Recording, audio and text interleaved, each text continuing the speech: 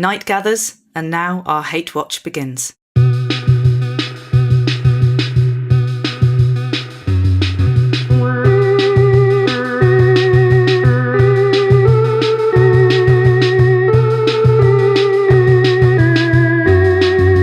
Hello, and welcome to the very first episode of The Night's Hate Watch, the podcast that seeks to celebrate the untouchable glory of Game of Thrones in its pomp by viciously savaging the god-awful, mind-rotting load of old bollocks it has become. As the show enters its final death throes in Season 8, we'll examine the latest episode, throw a spotlight on its glaring flaws, mercilessly compare it to the show in its prime, and get thoroughly exercised about its many needless failings. We'll also do our best to figure out why this has happened and what we've done to deserve it. Let it be known that this is a coping mechanism and a cleansing fire. If we're going to watch the show we once loved through to the bitter arse end, we're going to need an outlet for our angst and bile. And here it is. Enjoy. And so we speak. I'm Sarah B.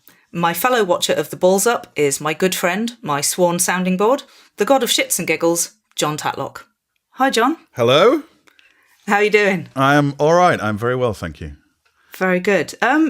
So, as this is the first episode, do you want to tell us a bit about your relationship with the show to date? I mean, were you in it from the start? I was not. I remember when it first appeared, and I don't know why this is. I have a massive tolerance for terrible sci-fi. I'll watch like, that series of Stargate that was all under the sea. I'll watch that, yeah. But as soon as it's got like wizards in it, I'm kind of like, So initially I just didn't bother because of that. But then I realized that's put a lot of people off, actually. Yeah, I mean, it's just a taste thing, I think. I think I overdosed on that stuff as a kid with, like, Lord of the Rings and so on. And also I really just got, like, I read Lord of the Rings when I was 9, thought it was amazing, and then started to devour fantasy books, and they're all terrible, It was certainly back then, it was a really kind of weak genre, So that was my initial impression. Then people that I knew started talking about it, such as yourself and various other people we know, in terms that made me realize that actually I would love this and it would be amazing. And then I didn't watch it because I'd just recently done the same thing with The Walking Dead, where I'd only started once 3 series were available. And because I've got no impulse control whatsoever, I basically went feral on the couch for a fortnight, just eating Jacob's Cracker Crisps and cheese and watching The Walking Dead. And I became both physically and mentally rather ill. As you would. Yeah. So I thought, well, I'm not going to do that again. And so I waited until it nearly reached the end of season 5 and then did that again. And so I devoured the whole lot in like seasons 1 to 5 in whatever year, was that 2015? More or less. Yeah. In slightly under a fortnight, I think. Which is, what's that? That's like 50 hours of telly. Yeah, that's quite a lot. Well, there's 67, there's 68 episodes of it now. So that's over 68 hours, I think. Right, okay. So that was the thing. I avoided it for a while, knowing what a time vampire it was going to be when I got it. But I must say, for as much as that's a really dysfunctional way, not only to watch a TV show, but just to live, I had a great time. Yeah, I bet that was so intense. Well, yeah, because I can't imagine. Because this is a show, or was a show, that's full of really clever. It plants seeds that don't bloom for hours and hours of episode, and there are clever callbacks and things that are all tied in. And I got to kind of experience that in a really kind of rich novelistic way. So I loved that, That was... Where do you think, you're a man who's seen a lot of telly, where do you think that... No, it's a compliment, I did it for us all. You've seen a lot of telly, you've eaten a lot of Jacob's crackers and cheese. So where do you feel Game of Thrones stands in kind of the pantheon of the the new, this golden age that I assume we're still in? Oh, well, this is the pain of it, isn't it? Because... I don't know. Is this hyperbole? It really was for quite a good while, one of the greatest things that's ever been achieved on TV. I think. I honestly do think I agree. It had the production values and performance quality of really, really great cinema, but it also had the sort of narrative complexity that only long-form TV can do. Yeah. And also, it overcomes the limitations of its kind of genre, but it's not in any sense embarrassed about that genre. It revels in those things. It really is a show with magic and dragons in it, and it's not in any way shy about that. And it's not trying to do that kind of that thing that's got Ian McEwan in a bit of trouble on Twitter, where he's going, well, I'm doing sci-fi, but like in a clever way, unlike all that rubbish sci-fi. I was so embarrassed for him about that. I'm just wondering if he's been buried at this point under a heap of paperbacks of Frankenstein, Well, indeed. Yeah. So, that's an interesting point, isn't it? Who wrote the let's not go into a digression about Ian McEwan's terrible AI novel that he's not yet written and hopefully won't now. But yeah, I mean, it has been. This is the thing, is that we wouldn't actually be doing, we wouldn't actually be undertaking to do this podcast if it hadn't been so great to start with and for so long and in such a mind-boggling way. It was great work of popular art. And that's the thing, like you said, it wasn't embarrassed about it. It's like, this is what popular art can be. It doesn't have to be stupid. It can actually appeal to the highest instincts of the audience, the higher bits of your brain. That doesn't mean that it has to be impenetrable or anything like that. You can actually have these things in balance. You can actually make an entertaining show that has real gravitas. And I think that's what they succeeded in doing. Yeah, that's the other thing. Like, for all that I was talking about, the narrative complexity and the novelistic richness, also, it's really snappy and it goes along and it's got a good old pace to it and it's super engaging and, and it's never confusing, I think, or certainly wasn't for a long time. I mean, I don't know, perhaps, obviously I did watch it all very close together, so I wasn't going to forget character names and so on. I know some people have complained that perhaps around about season 2 or 3, there's like, oh, hang on, there's too many strands going on or whatever. It didn't feel that way to me, I have to say. But yeah, not to me either. And I think I was just engaged with it at a certain level where I didn't find that stuff difficult. I kind of get tripped up by ridiculously simple stuff in other shows, but for some reason not in this one. So yeah, that's what it used to be like, and it's not like that anymore, is it? What do you think went wrong and when?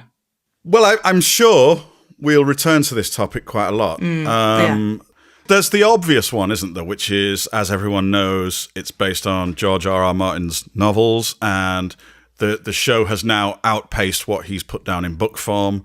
So they've sort of run out of material to adapt.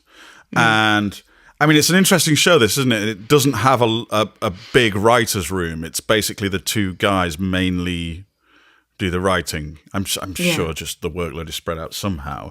But so their job really changed. And I think for seasons 1 to 4.5 or whatever, they are adapters.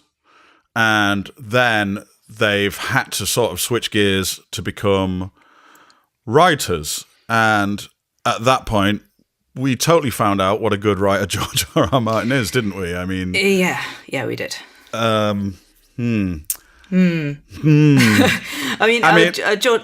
I'll tell you the thing that I really... this isn't what went wrong, but this is the first apparent symptom, is that the dialogue just fell off a cliff. Because while presumably... I'm sure Martin is giving them plot outlines and he's got, hey, here's where the story's going and here's all the things that happen. They've suddenly not just got his dialogue to adapt for screen. And suddenly it's like the IQ of every character in the show drops by about 20 simultaneously. Yeah. It was really weird, wasn't it? Because you had that thing where, of course, you're used to the show, and then you watch the new season, and your brain is kind of going, oh yeah, there's Tyrion, there's Varys, and there's Jon Snow, but it's like, is it though? Is it still them? Is it? And your brain is kind of going, So I think we can agree it was really that marked, wasn't it? It was season 6, episode 1. Bam, it's lost it. Yeah. Oh no, to the extent where I was sat there and I was wondering if it was me, like in a sort of like, am I experiencing the onset of some strange psychiatric condition whereby, like the kind of thing you'd read about in an Oliver Sacks book where some guy gets a bump on the head and suddenly apples taste like steak or whatever. I was like that, like, what's happening? It's like that happened to the show. It's like it hit its head. It's like somebody, and it's now something has. It seems like itself, but something has fundamentally changed. And I think some of the actors as well, you could kind of see that they had complete control. They'd been in kind of alignment and harmony with their character. And then there's this sort of look in the eye of like, am I saying this? Oh, there's one of those in this first episode that we'll come to. Good Lord. Good Lord. Oh, blimey. I wonder if it's the same one that I spotted. I mean, this is the thing. So I've watched as much of this as I could bear in preparation for this podcast. You mean, you don't mean of this episode, do you? You mean I watched the entirety of the season opener of the new series. I watched absolutely in its entirety with most of my brain. But I have to admit I did tune out at a couple of points. But I'm sure you can fill in the gaps.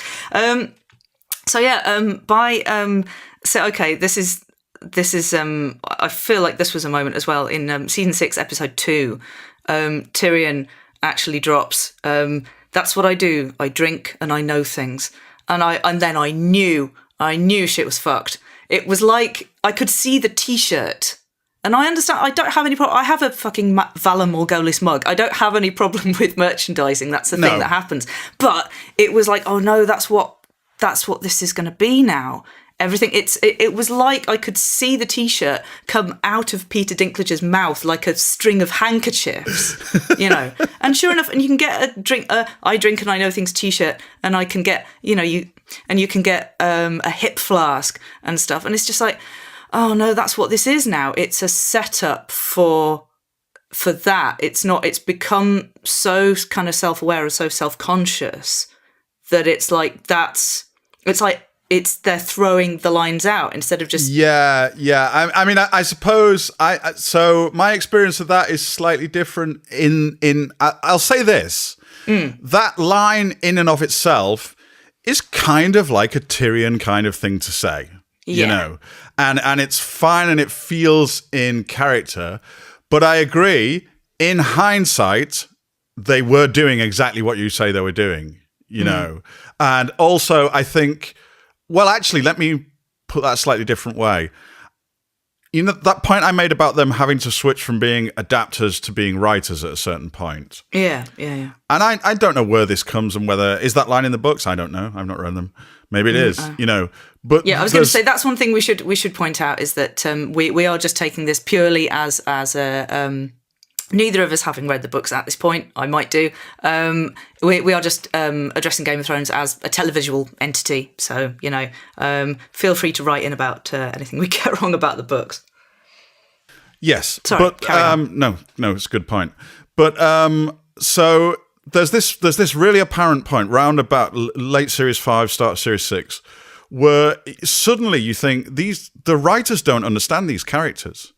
Yeah. And also that they are reducing them to really, really thin sets of bullet points. Tyrion drinks and he knows things. That's who Tyrion is. That's the entirety of who Tyrion is, all of a sudden. Yeah. And obviously Tyrion is self-aware enough to know that that's what he is. But is that it now? I mean, if you think about what Tyrion, if you just go back in your mind over what that guy has been through and what he's done, and where does that go? Is that not brought to bear in? Yeah, of course he can have it. There's nothing wrong with having a witty throwaway line, but just at that point and the way that it fell, I just went, oh no, it actually is all over. It's not just that it's jumped the shark. It's like the shark has exploded and we're now covered in like dripping, stinking chunks of shark. But I mean, the thing is that it was, and my heart sank. I mean, and I try not to be too hard on the writers. I think they just found themselves suddenly out of their depth at the same time that fatigue would be setting in. I mean, this is a huge, huge undertaking. And also, I mean, they were big fans of the books. That's why they got into it in the first place, is that they loved the books. And they were like, oh my God, we have to put this on the screen. And absolutely, I give complete credit to them for realising that project and, making it happen. Yes, that's a very quick aside. I was talking to somebody about this the other week. And it's a funny thing that can happen. We were talking about, have you seen the movie version of Watchmen? No, I haven't, no. Right, so the thing with Watchmen is, it is the most respectful adaptation, and you can tell it's made by people who absolutely love the original comic book. They absolutely adore it. It's their favourite thing in the world, and they can't believe their luck, and they really, really sincerely want to get it right. But, sadly, Zack Snyder does not understand that comic. He may love it, but he doesn't understand it. Oh. And I fear the same thing is true here. That's hard, isn't it? What a bummer for everyone involved. I know, and you feel kind of mean saying anything bad about it, don't you? Yeah. Well, we should probably stop now. Actually, I think we won't forgive ourselves for what we are about to do. But fuck it. I'm good with it. Okay, fair enough. That's good enough for me. No, but the thing is that it was, however, it was a real kind of lightning in a bottle thing that they had, and there was the combination of, you get this magic when collaboration just sparks and works, and you rarely see it done on this kind of a scale, and but it wasn't the scale of it, it was the kind of humanity in the characters and the humanity in the story that just was somehow allowed to, it just kind of was allowed to breathe through the whole, and it just gave the whole thing life. It was an unabashedly intelligent show. And I think we can safely say most long-form telly does decline. It's just kind of the law of these things. There's a few of them that stopped, there's a few that ended on a high, there's a few that have kind of quit while they're ahead. But mostly what's going to happen is they're going to decline, I would say. So, and this is maybe just the biggest exemplar of that there's ever been, but did it have to fall to the lowest common denominator? It was a massive, massive show. It still is obviously it's like the biggest show there's ever been. So why it had to do that when literally 90% of everything else is that in the world? It just seems like a waste. It does. I mean, you're saying the decline seems inevitable, but why do you think that is? I mean... Well, I think it is special circumstances here because, as we've said about the books, kind of, so basically, George R.R. Martin has probably a little reluctantly had to hand over the keys to the car, and now the kids have the kids are in the driving seat. But also, to be fair to them, I don't think they expected to be. No. I mean, I think when it started out, everyone thought, well, George, he's going to finish his books, isn't he? And all will be well. Yeah, that is, again, I'm going to have a moment of sympathy for Benioff and Weiss, because holy shit, imagine that if you were there merrily adapting things, and then George is like, actually, I was going to finish, I've been trying to finish this book for ages, and then I suddenly got it into my head to do a history of the Targaryen house instead. He does this, doesn't he? He just goes and writes other books, doesn't he? Which I guess, okay. I love that about him. I really do. It's like, I'm sure that people are extremely frustrated with him. And I feel bad. I think it's to the detriment of the story. And I'm sure that he has his regrets about that. Because imagine that if you've put so much of yourself into something like Game of Thrones, and then someone else is going to finish it for you in the world. I mean, it's your story, but it's someone else's... it's someone else's idea of it, and in a different medium, and that's kind of a bummer, isn't it? I think it's a bummer for all concerned. I think we can still, there are things we can still lay at their door. I think there are, there is fatigue, which is probably unavoidable, but laziness, I think, and complacency. I think there's a sense that they're kind of coasting on the goodwill and on the kind of everything that's gone before, and on the kind of weight of the characters. But you have to kind of tend them. You have to kind of maintain them. You can't just go, yeah, that's Tyrion, he'll say these things. Like, you have to kind of stay. You have to stay on it. You can't just go, yeah, just let him do what he wants. It's not really how it works. Yes. I mean, I think we were talking about what went wrong, and I think one of the things, of course, is that almost nobody in any creative endeavor ever truly prepares for success. No. And almost nobody... I know I haven't. No. Well, that's because mostly it doesn't happen, and it feels like an arrogant thing to think. But actually, it's really worthwhile thinking about. Like, if the world suddenly tells me that I am wonderful and it loves me and I'm a genius, how am I going to deal with that, And I don't know these guys, and I don't know what they do, but if I discovered that they both had hot tubs full of cocaine in their house, I would not be remotely surprised. Do you know what I mean? Like, this has been widely successful and good on them, and everybody did great. But then what do you do? How do you go back to the office on Monday morning? And I suspect there's an element of that, Yeah. Who now on the Game of Thrones team is going to say, I don't know, lads, this page of this script kind of sucks. Do you want to rewrite this? I don't reckon that gets said very often anymore. No, I have read that they kind of, what they say goes. I think you kind of get a whiff of that, don't you? It's the kind of George Lucas, no one is telling them no situation. No, have you seen that really famous clip of George Lucas rambling on at Lucasfilm? Where he's explaining the plot for the prequels, and there's a team sat around, and everyone else is aghast. Yeah. And this is before they make the things, and you can see that everyone else at Lucasfilm is just like, no. But they all smile, and then they go and make 3 movies. It's terrifying. Yeah. Everyone just looks so unhappy and kind of ashen-faced. Yeah. I mean, you wrote yourself actually at one point that this, I think this is a pretty good summary of what's gone wrong, is that the writers have all of George Martin's grandeur but none of his grace. Oh, that's do you remember writing this? That's rather good, yeah. You see, I've done my research. I'm impressed with myself there. Yes, I'd stand by that. I'd stand by that. I think that's true. Yeah. It's become really unsubtle. Yeah. Obviously we can't not watch it to the end because we want to know what happens, even if it's badly executed. But and the other thing is that it's become self-conscious in that way that it's like, it's like throwing chum to the internet and throwing like morsels of meat to Twitter. Like, this stuff is either going to bait you or placate you.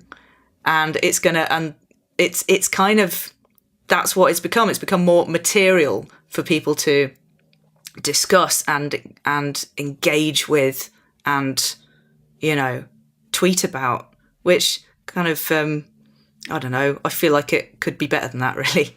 Yes. So in a previous set of your notes, you had a question, who's to blame, which I think is actually a rather good question.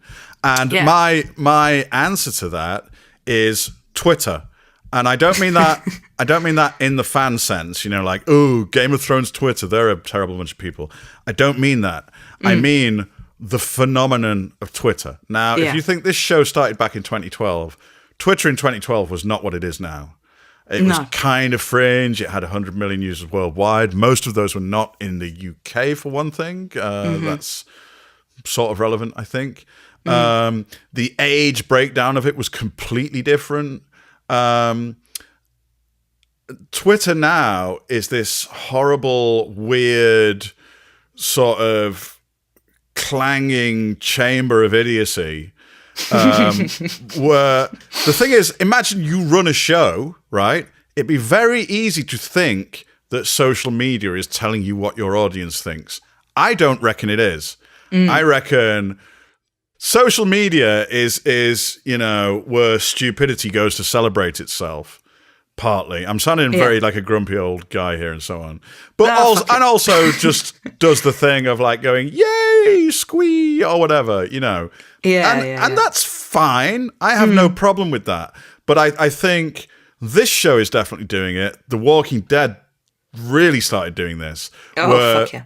It's the actual show, and things that actual characters do in the show are really, really tied tightly into a relationship with trying to elicit social media reaction. Yeah. This is a terrible way to make anything. Other than, it's a great way to make advertising. Yeah. It's a terrible way to make actual things. Yeah. Yeah, you can't... That's the thing, is this is a show that, like many others, it's completely saturated and kind of waterlogged in audience feedback, effectively, or what they think, what they take as honest. Like, how does this play? How is this playing on Twitter? What's Twitter saying? And it's like, you cannot let that in. You have to consider it's a stream of something. It's not what you should be. It's not what you should be reacting to yourself as dramatists. You need to lead. I mean, this is like, it's the same thing I've wanged on about on chart music about Melody Maker and about publications in general. You have to, you can't sort of fall to the focus group, because that way just lies ignominy. Basically, you can't, and confusion and idiocy. You can't kind of go, oh, but what do you think? What do you want to do? You can't just go. You don't let Twitter write your show. No. I mean, it's fair enough if there is, that it can. I think it can be useful in terms of picking up on if you've had a tin ear for something, or you've done something that has taken people out of the drama. That might be something you might want to think about or factor in, or not. Yes. It's your fucking show. Just have some, have the courage of your convictions. You know what you're doing. The people on Twitter don't. They are your audience, but some of them are your audience, but it's not your entire audience by any means. And, but there's so much now about this show. It's kind of, it's meme fodder. I can't believe, I can't believe it's, you can just kind of see whether or not they're consciously doing this, but you can see like, oh yeah, you can clip that bit out, you can clip that bit out, you can, you can just see it. It's like watching Twitter now. It's like scrolling through Twitter. But just without a few, you can just fill in the captions yourself. Yes, God, yes. I would say, in case any listener thinks we're just kind of having a big meta gripe about this point, there is a stonking example of this in this first episode that we shall come to, which is a thing that is solely there to get tweeted about. Should I say it now? No, we should get to it when we talk episodes. Let's wait. Let's keep them. Let's keep them hungry. That's okay. How you do it. Okay. So before we actually get into this first episode, these are the promises we make to you, the listener. The oath of the Night's Hate Watch, if you will. We swear to always give credit where it's due, to the actors holding it together, the professionals responsible for the visuals and sound, and yes, even to the writers in the event they manage to land a line like they used to. We swear to be harsh, but fair. This is not a cynical or contrarian exercise. We're here to dispense telly-justice, not just whinge. And we swear to honour the immutable truth that Game of Thrones will always have been one of the greatest achievements in the medium, clocking up almost 2 entire days of perfection, which I seriously doubt we're ever going to manage ourselves. So, let's get to it. But one last thing. If you're one of the people who still sincerely enjoys Game of Thrones as it is, please turn back now. We're really not here to ruin everyone's fun. I mean, we resent it, but we don't want to ruin it.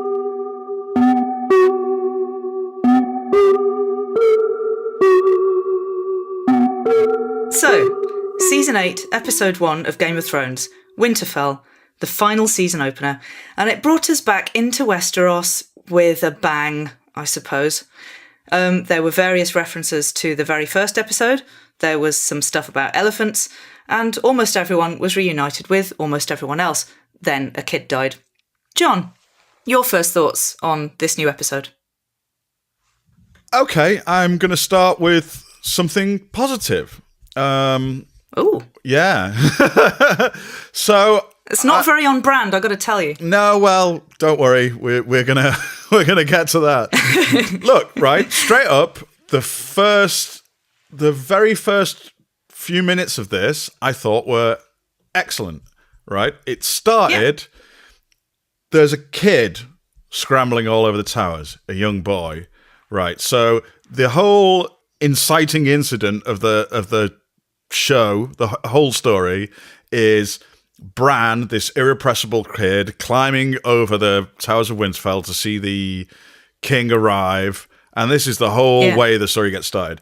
And they echo that, so you're thinking about that. But also, I don't know if you noticed this, while it's narratively reminding you about Bran, it's also kind of shot for shot how we first see Arya. So it's reminding you of her. Oh. And then there's a bit where the kid runs past Arya and she smiles and stuff. So it's doing all this kind of quite cool setting up some symmetries, and it's saying, hey, look, this episode is starting exactly how the first episode started. And I thought, and I went back and checked and found out this is correct, the music when Jon Snow and Daenerys arrive is a new version of exactly the same music as when King Robert arrived in the first episode. So this is all perfectly nice. This is cool stuff. Yeah, isn't that nice? Yeah. Yeah, absolutely. I mean, the thing is, this is a show that now basically points at everything and goes, see? Do you see? See? Is this thing on? And it wasn't doing that. When they do that and it works, that's fine. That's the thing. It wasn't doing that. It kind of underplayed it, But actually, when you sit and think about it, you go, oh, actually, it's pressing loads of buttons, To go back to an example of George Lucas foolishness is one of his things is you can tell it's poetry because it rhymes. I remember that whole thing about it's like poetry. It's like they rhyme. Yes, that would be good, but it's not. That's not like this. But this was great. This really did rhyme in a really nice way, and I thought this is cool. I'm pumped about this. This is pretty good. But then I'm going to get back on brand here. I think it absolutely fell off a cliff, even while that sequence was still happening. Because you're going, oh, it's cool. Oh, look, and that's like the shot of Arya looking over the towers. King Robert, that's brilliant. And then you see Jon Snow and Daenerys arriving, and you're going, okay, we get the point. Robert was the king. Now he's not. All this stuff has happened. She's now the queen. And then they come in, and then this procession carries on coming in. And carries on, and carries on. And the gang's all here. And look, there's Grey Worm. Yay. And yay, Squee! And I'm sat there with my Valor Morghulis mug and my Direwolf plush toy going, Squee! Look, oh, there's Varys. Oh, Squee! That's what the makers think I'm doing. And I feel insulted and patronised by this. And it went on for bloody ever. And it literally was... Look, the gang's all here. All your favourites are back. And it's like, I know all my favourites are back. It's Game of Thrones. I know that these characters exist. Yeah. You don't need to do this, And I was just like, that's amazing. The way it starts so well. And it's like, it's doing a really beautiful thing for about 2 minutes where... It's giving you a sense of the scale of it. And also, part of what they're doing, and they come back to this later, again in a nice way, where they go, hey, it's been a long time, it's been nearly a decade, and a lot of stuff's gone down, and, blah, blah, blah. And it's kind of making you think, for the first time in a couple of series, it's making you think in an intelligent way about the sheer scale of the thing. And I liked that. Yeah. But I did not need this preemptive curtain call that it was immediately followed by. Yeah. I think we're going to see a lot of that, aren't we? It's like, hey, this could be the last time you see this guy, and hey, remember this, and they're really going to milk all of that, aren't they? To the very last dregs. The thing with did you? Sorry, go on. I was just going to say, but yep. To summarise, first impression actually quite strong. Good opener, at least for a minute. Did it kind of, as you were enjoying it? Did you have that? Did that tiny part of you that dares to hope actually kind of go, maybe it'll be okay? And then was that also followed by the feeling of, oh no, what if it's really good and we're doing a podcast about how bad it is? What then? I think this is one of the things. There'll be someone listening to this who won't believe this, but I'd be glad to be proved wrong. I really would. Me too. I'd be really glad if we were here next week, eating our words, going, you know what, this is amazing. Actually, you know. Maybe I should add this to the oath. Like, if by some miracle, if we kind of if we bust through into the other timeline where Game of Thrones is still really great, then like we'll be duty bound to say so. But you know, yeah. No, I wanted it to be good, and I was sat there thinking, ooh, but that didn't last, alas. Oh well, it's nice to have that little moment though, isn't it? Just to remember what it used to be like. So what was your kind of immediate sense of it when you sat down to it? Yeah, I mean, I had a little bit of that. I had a bit of like, you know, this, apart from anything else, because the main kind of fault line now and the thing that is so inescapably bad is the dialogue. When you have a scene that doesn't have dialogue, yeah, these are gonna be the good bits, are the dialogue free bits or the bits with very little dialogue. The spectacle, you know, even though that now is kind of hollow, you know, a lot of it might as well be Transformers at this point. It's, you know, oh my God, Game of Thrones, guest directed by Michael Bay. Can you imagine? Oh my God, it's coming. It's coming. That's getting announced. That's getting announced around about July. I guarantee you. Oh, do you reckon? No, oh my God, something horrible. But actually, I just want to throw something in. I wouldn't be. You are right about spectacle, but I will say more to that point about when there's no dialogue, so it's not being fucked up by bad dialogue. Because the thing is, this show has some wonderful, wonderful actors in it, and obviously the show's greatest find is the brilliant Maisie Williams, who remains fantastic. And she is one of the actors in the show who can just do great things with her face without saying anything. Oh, yeah. And that whole opening scene, it kept cutting back to Maisie Williams just watching what was going on. And because Maisie Williams is brilliant, she did brilliant things with that, you know. And I go, great, you know. And of course, as soon as these fools put a line of dialogue in her mouth, they ruined it. But hey, we'll get to that. Yeah. Well, this is the thing, you see. What I was going to say, one of the worst things about it for me is that right away in that first episode of season 6, it suddenly went full Bantz, and Bantz was suddenly a force in the show, as powerful as magic itself. Well, but we are good. Close. We are very close to the moment of Bantz.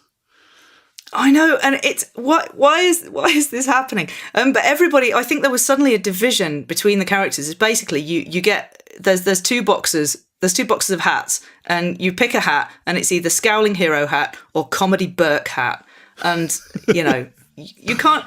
You can't do it. It's such an affront to the dignity of the actors to make them do this, but there you go. So yes, we realised that in the procession of in this extremely impressive procession of Unsullied and various people that we know, there's Varys and Tyrion exchanging Bantz. It's our first hot dose of Bantz right in the face, like a full nappy. It's awful. It's they quite literally talk bollocks, and it's awful. Quite, yeah. Or the lack of them. Yeah. Do you see what they did? So here's the thing, right? Because Tyrion drinks and he knows things, and Varys has no balls. And these are the facts. These are the facts about these characters, which, because that's a lot to remember, you may have forgotten. So what happens is Tyrion is mean to Varys about his lack of balls. And that's the entirety of that bit. And that was worth it, wasn't it? Well, that's supposed to, I guess what the purpose of that is, it's supposed to show, well, it's supposed to remind us that this show is now all about the Bantz, but it's also, secondarily to that, meant to remind us that Varys and Tyrion are, that they're basically really good friends. And what do good friends do? They take the piss out of each other. And also they've been on a very long journey and they're bored. So it's also a callback because people like to be reminded of things with which they are familiar. It's a callback to the time when they made an epic journey to go and see Daenerys and got on each other's tits. Yes. So, yeah, it's actually doing a lot of work. That scene, we talk about it as if it's a throwaway thing. It's actually doing some heavy lifting there. Yes, because you might think, obviously, that one of them is like a fallen prince, and the other is his grey eminence locked into a struggle with destiny. But in fact, they're just a couple of proper mad lads on a day out. Yeah, having a right laugh. It kind of kills me as well. Varys, such a fascinating character, and that so brilliantly played. But they've kind of, like as you say, because they don't really understand the characters, he's kind of slithered into camp. You know what he's become? He's become the version of himself that bad lip reading do. Oh no! You know that? Yeah, you don't want to do that. Okay, PD. he's become that guy. Yeah, which is a sad thing. The whole point of Varys is that he's kind of created himself. He was left on the street to die, and then he sort of worked his way up into the upper echelons of society, and he's done that. And also, it's revealed at one point. It's not just that he has an exchange with Oberyn Martell. And reveals to him that it's not. Oberyn asks him, Oberyn assumes he's gay, and it's like, no, I'm not. I don't have any. There's nothing. And it's like, oh, that's really interesting. So he's not actually, because he says, I've seen what desire does to people. It destroys the world. I'm not up for any of it at all. And that's a fascinating thing. You don't get that in the world, but they haven't really. Yeah, they've just kind of gone that because they can't navigate that. They've just kind of pitched tent at like the nearest stereotype they could find to that. Yeah, and so he's basically anti-Helga out of Sabrina the Teenage Witch now. I'll have to take your word for it.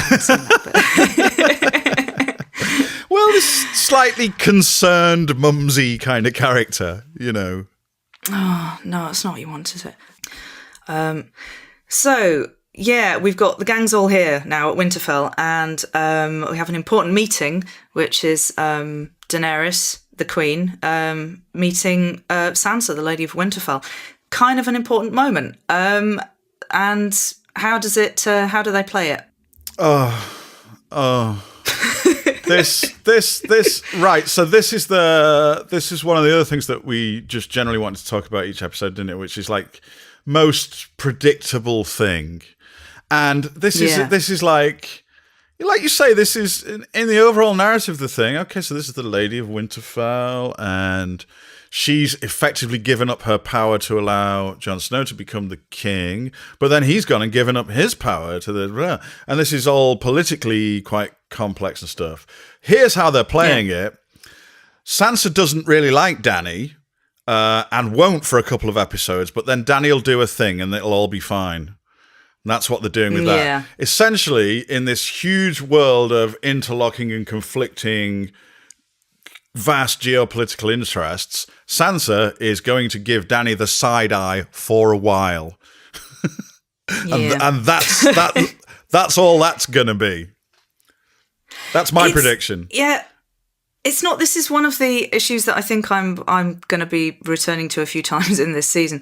Is the kind of manufactured conflict, which might sound. I mean, okay, it's a fictional thing. All of the conflict is manufactured. However, there is a natural way for this to arise, and you follow it that way, as opposed to kind of imposing it and kind of just artlessly cramming it in there. Like, oh, won't it be good if it's? This is a very kind of shallow thing, even though there are really good reasons, as you have just explained, for these two to be wary of each other and to kind of have this difficult first meeting. Or you could go the other way. Perhaps they would like recognize something in each other or whatever. There are all kinds of interesting ways to play this. But like this slightly miffed thing is not one of them, Well, I mean, do you remember when Daenerys met Yara Greyjoy? Yeah, and they're like, didn't it? They're both like badasses, and they're like, hey, I got your you're sister. A badass, and Yeah. Are you? And it's a kind of like, are you going to make trouble for me? And it's like, no, not at all. But also, I am my own. I am a leader, and I know what's going on here. And there you go. And there's this mutual. You can just see the respect, sort of, arising in between them. And yeah, they don't do it like that, do they? No. And also, but it kind of doesn't matter. So there's a moment where, having spent, a nice languid sort of few minutes getting the Unsullied up to the gates of Winterfell, and there's now, a sort of 15-second meeting between these two very important characters. And then Bran, bless him, hello Bran, Bran, is sitting next to him and bellows. Bran spoke for us all there. We don't have time for all this. Sorry. Sorry. I talked over you. Okay. No, go on. Well, Bran stood up for us all there, I think, at that moment. You're right, though. You're right. In terms of narrative structure, it's like, no, this is actually the bit that matters. Or should be. But it's... What kind of a thing is that? It's like, no time to waste. We can't stand around here all day chatting shit. Serious things are happening. I didn't even hear what it was that he was said after that, because I was just going, why are you shouting? Oh, well, actually, weird. that's a really, to me, I was like, huh? And I think I skipped back and watched that because it was so, again, forgetting what the characters are, right? So here's the thing about Daenerys and her dragons. They're not just these weapons of war.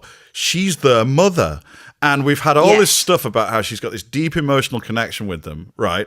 Now, in that scene, she gets told, oh, by the way, one of them's dead and is now a zombie, right? And then immediately Bran goes, yeah, but I mean, come on. Can we not talk about something else? And I don't think you even get a reaction shot from Emilia Clarke, which is crazy. She saw it happen, though. Oh no, hang on. Well, she doesn't know that. I guess she doesn't know that he's come back as a zombie, does she? So therefore, that's gonna fuck you up. Yeah, definitely. And and yet it doesn't. A horrible version of your own child is now coming to kill you. Yeah. But moving on. The thing is, okay, so I'm gonna extend a little sympathy. I'm gonna pour some out here for Isaac Hempstead Wright, who plays Bran. That's a hard fucking role now, because he's basically he's now the three-eyed raven. He's not really human anymore. He's humorless mystic boar guy, isn't he? Like, that's what he is, and it's hard to inject humanity into someone who has now just become the kind of the prophet. Yes, I think he's. I don't think it's impossible. Maybe am I being too forgiving there? No, I think he's doing a good job with what he's given, actually, and I'll come back to that. I think he does some. Okay. There's a couple of bits he does. I mean, there's not a lot he can do, is there? But there's a couple of little bits he does that are quite nice. I think, acting wise. So I think he's making the best of it. I mean, as you say, he's basically like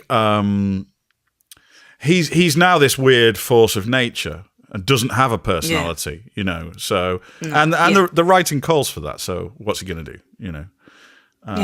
I think then the kind of the onus, I guess, is on everyone else to react to him or not, because it's fucking weird. I mean, we do see a bit of that, but again, I think everyone just seems so knackered at this point, and they don't have.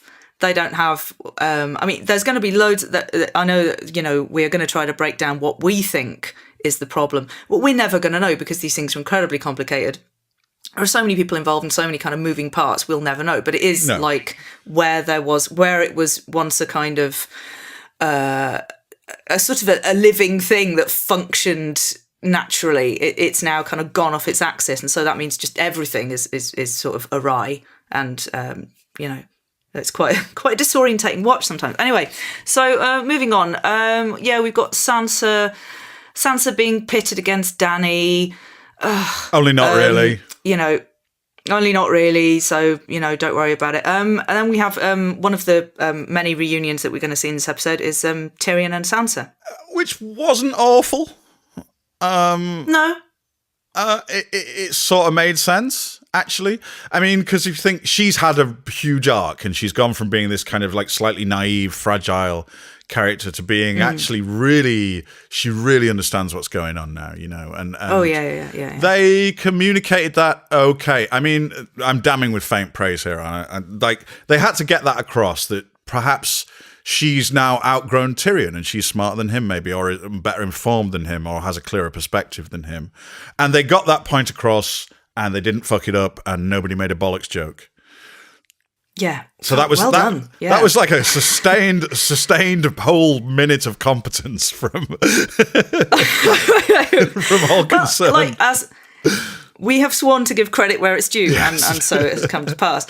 I'll go further than that, and I will say that there was a good line there that actually landed, where they're discussing the wedding, which is the wedding of Joffrey and Marjorie, which obviously is the last time they saw each other. Yeah. And that's a bit. There's some clunky stuff around there. Hey, do you remember we went to that wedding? Yes, I do. I remember it very clearly. I was there, and so were you. Yeah. So Tyrion says it was a miserable affair, and Sansa says it had its moments. And I thought, that's nice. Yes, that's a nice line. Because they didn't follow it with, "Oh yes, he died, didn't he?" It's like you as a viewer were allowed to remember it yourself.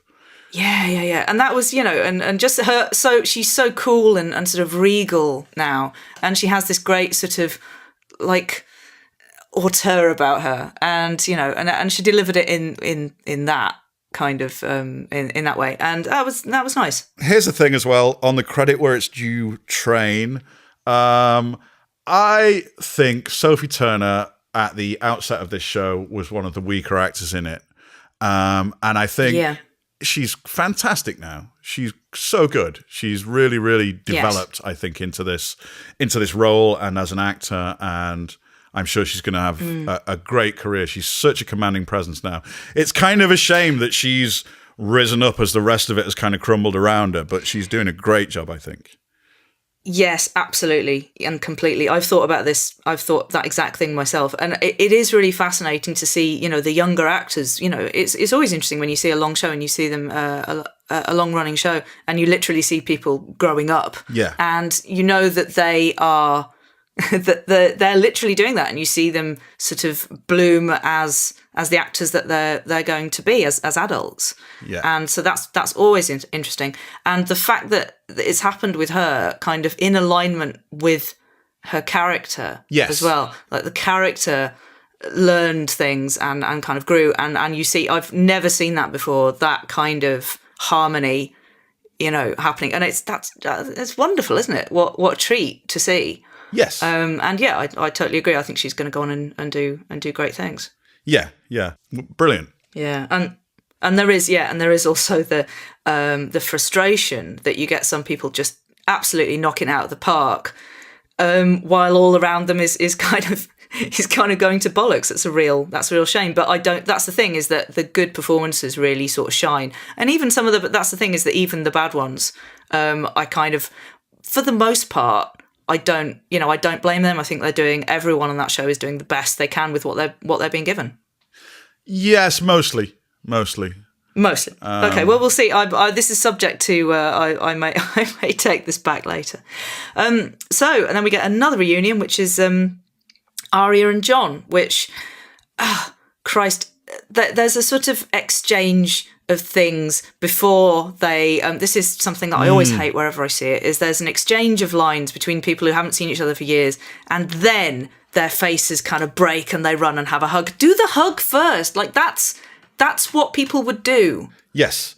Do you know what I mean? I think that never works. They've not laid eyes on each other for 8 years. Their father has been killed. They've both been through incredible trials. They both nearly died multiple times. They both know this about each other, right? This is the whole setup. Now, think about. Do you remember the first in The Walking Dead, the Carol and Daryl reunion? Yeah, that's how you do that. Remind me. So they've just blown up the place where all the cannibals live and stuff, and Carol's been missing for ages. She's been kind of exiled, blah blah blah, and she's kind of done it. She's kind of bombed the place where they were all trapped, and they're in the woods afterwards, and they don't know it's her, they don't know what's going on, sort of thing, and they're just stood there having this little breather, like, oh my god, we just got out of that, damn, we all nearly died, and you don't even see her. There's a shot of Daryl, and you can just, because he's kind of got this sort of, he's super sensitive to his surroundings, you just see him with his back to the camera, and then he turns around and he looks at somebody off shot. And then he runs towards that person off shot, and it turns around and it's Carol, and he runs towards her and he embraces her, and there is no dialogue, because that's what you'd fucking do. It's a really heavy emotional moment, and everyone is genuinely speechless, you know. Yeah. That's how you do that. Like, the idea that, like, all right, you're my brother, you're my little sister, we've been separated, neither of us thought we were going to make this, we all thought we were doomed, you know what I mean, and it was blah, blah, blah. So, Bantz, let's have some Bantz. I mean, not only would nobody ever do that, also, this is Arya and Jon Snow. They're not very Bantsy characters, you know. No, but the Bantz, it's like the Swiss Army knife of dialogue. It's like, if in doubt, Bantz, here you go. I'll pull out there's a little corkscrew here, and there's a little nail file. It's like, you know, there's a Bantz for every occasion. yeah, absolutely. And I was just like, no, this is awful. This is absolutely awful. It's a shame as well, because, like I say, that like Maisie Williams and Kit Harington doing a fine job completely, but writing wise, that was nonsense. And I feel that the frustration that I'm now resigned to with this show, having sat through 2 seasons of this, and just feeling that I feel nothing, which is terrible. That this show has made me feel a lot of feelings. It's made me feel a lot of big, real feelings. Yeah. I've laughed, I've cried, I've screamed, and I've had to sit and recover myself. You know, after there's been at least 3 or 4 occasions where I've had to just go, fuck. And I've had to, get my shit together. And I've been so grateful for those moments, even though some of them have been fucking horrible. And I've been like, that's horrible. There's bits that I actually, that I never want to see again. There's bits that, there's, we can probably get into this at a later point, but, just the proper kind of telly trauma where it shakes you and you go, why do I put myself through this? But also, wow, I'm in awe that that's possible, because I know that it's not real, and we all know it's not real, and yet, here I sit, a wreck. And to go from that to, to just kind of going, no, I should at least be shedding a little tear here or feeling a bit of something, and no, nothing. No, I was in that moment. Also, not sorry, it's not my fault. In that moment when Arya and Jon Snow reunited, I was Bran Stark all the way. I was like, get on with it. Yeah, okay, they've met, got it. Okay, what? I did not care. Maybe that's been a central strand of tension for almost a decade, is the separation between these 2 characters, and I didn't care. Fuck. Fucking hell. You see, it's times like this that I realize I'm going to have times where I think, should we really be doing this? And then I'm going to have times like right now where I think, yes, we should. Yeah. And that's why. It occurs to me, maybe Bran is now the audience surrogate in that way. Yeah. And there's this kind of deep blankness, and we just need to get with that. It's the only way. It's the only way through. That works really well, doesn't it? Because obviously the whole thing about Bran is he perceives time differently to everybody else. So he's got this sense that it's just, look, this is all just destined and we just need to get to the end, which is pretty much how I feel about it, Just get on with it. It's like the Brexit protesters. Just get on with it. Yeah. Go on. So what happens after this? We voted to be killed by the Night King. Just get on with it.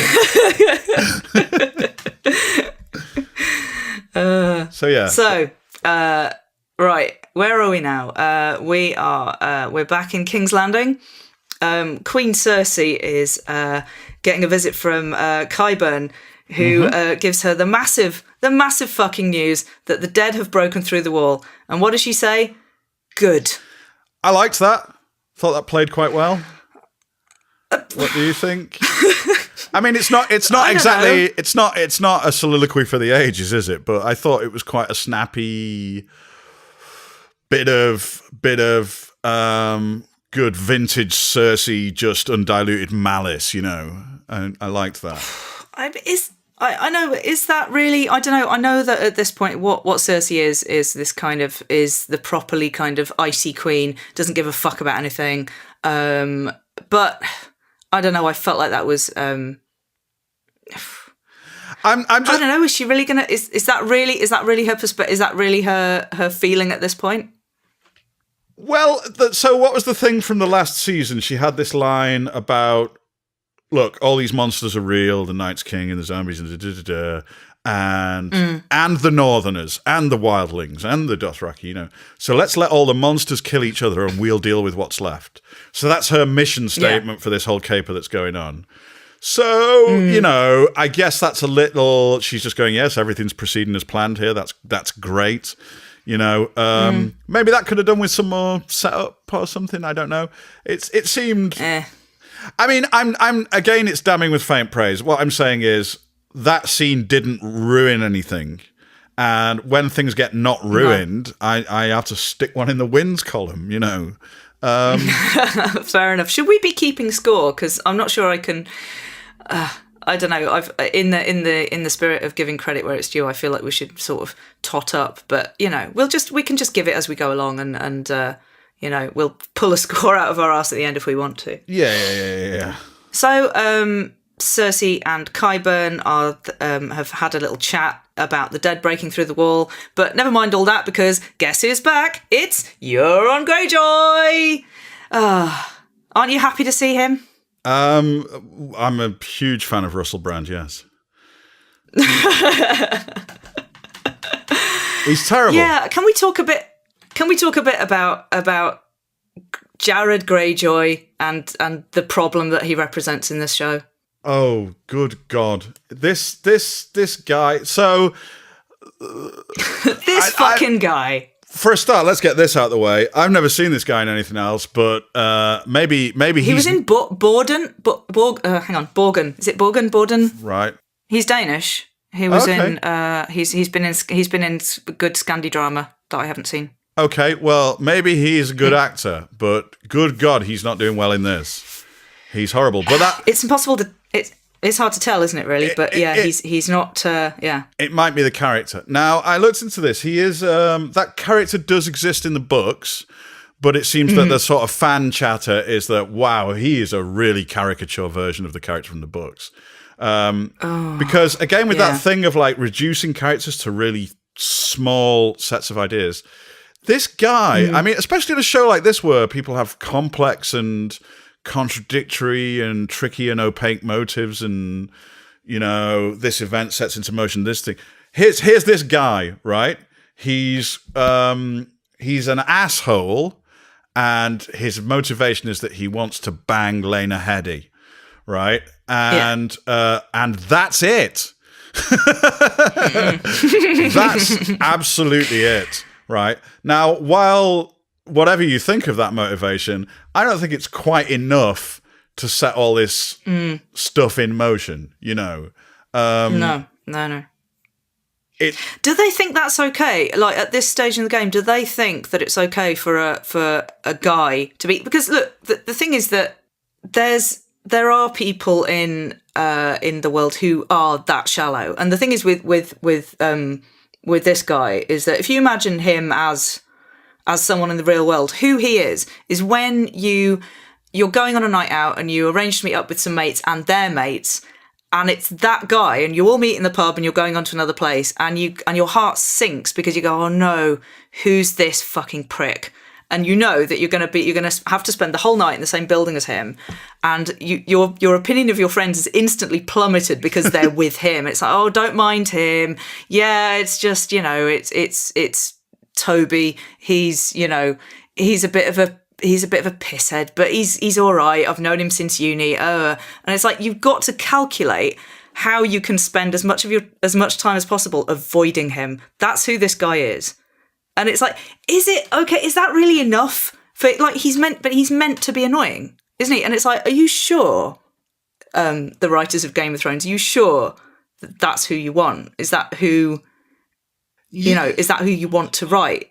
Well, also just think about it narratively. I mean, for all that we're in this fantastical world. That suspension of disbelief is a thing, and yes, Toby, who throws up in the taxi, doesn't typically end up being like the commander of the most powerful fleet in the world, or whatever it's meant to be. It's just there's too much of a disconnect between this guy's level of power and influence and what a tosser he is. I mean, we've seen powerful bad people and powerful seedy people, I mean, what's annoying about it is, in a way, that we've done this before, haven't we? We've had Ramsay Bolton, who was this weirdly sleazy, sexual, creepy guy, but also had all these other kind of interesting, strange qualities and so on. And you could kind of believe that he would be a powerful figure. Whereas this guy is just a pranny. He's just an he's such a shit chump. Yeah. But the thing is, I remember from his first meeting when you first see him with Balon Greyjoy, his brother, and he kills him and chucks him off the bridge.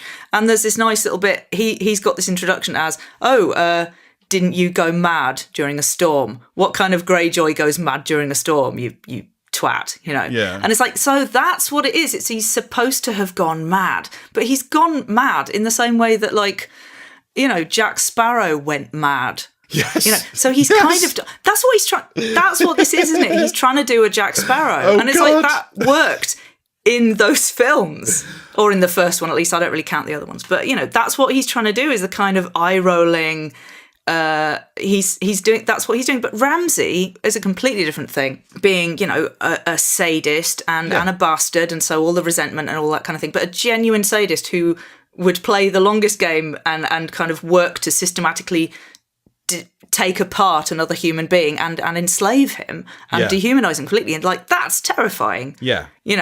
But this is like, there's nothing.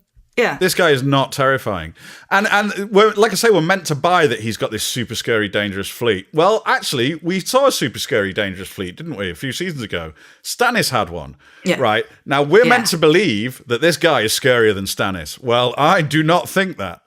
No, Stannis was a scary motherfucker. I will go on at great length about Stannis when the time is right. But he's also in a moment we're gonna we first see Homer Greyjoy, Jim Bob Greyjoy.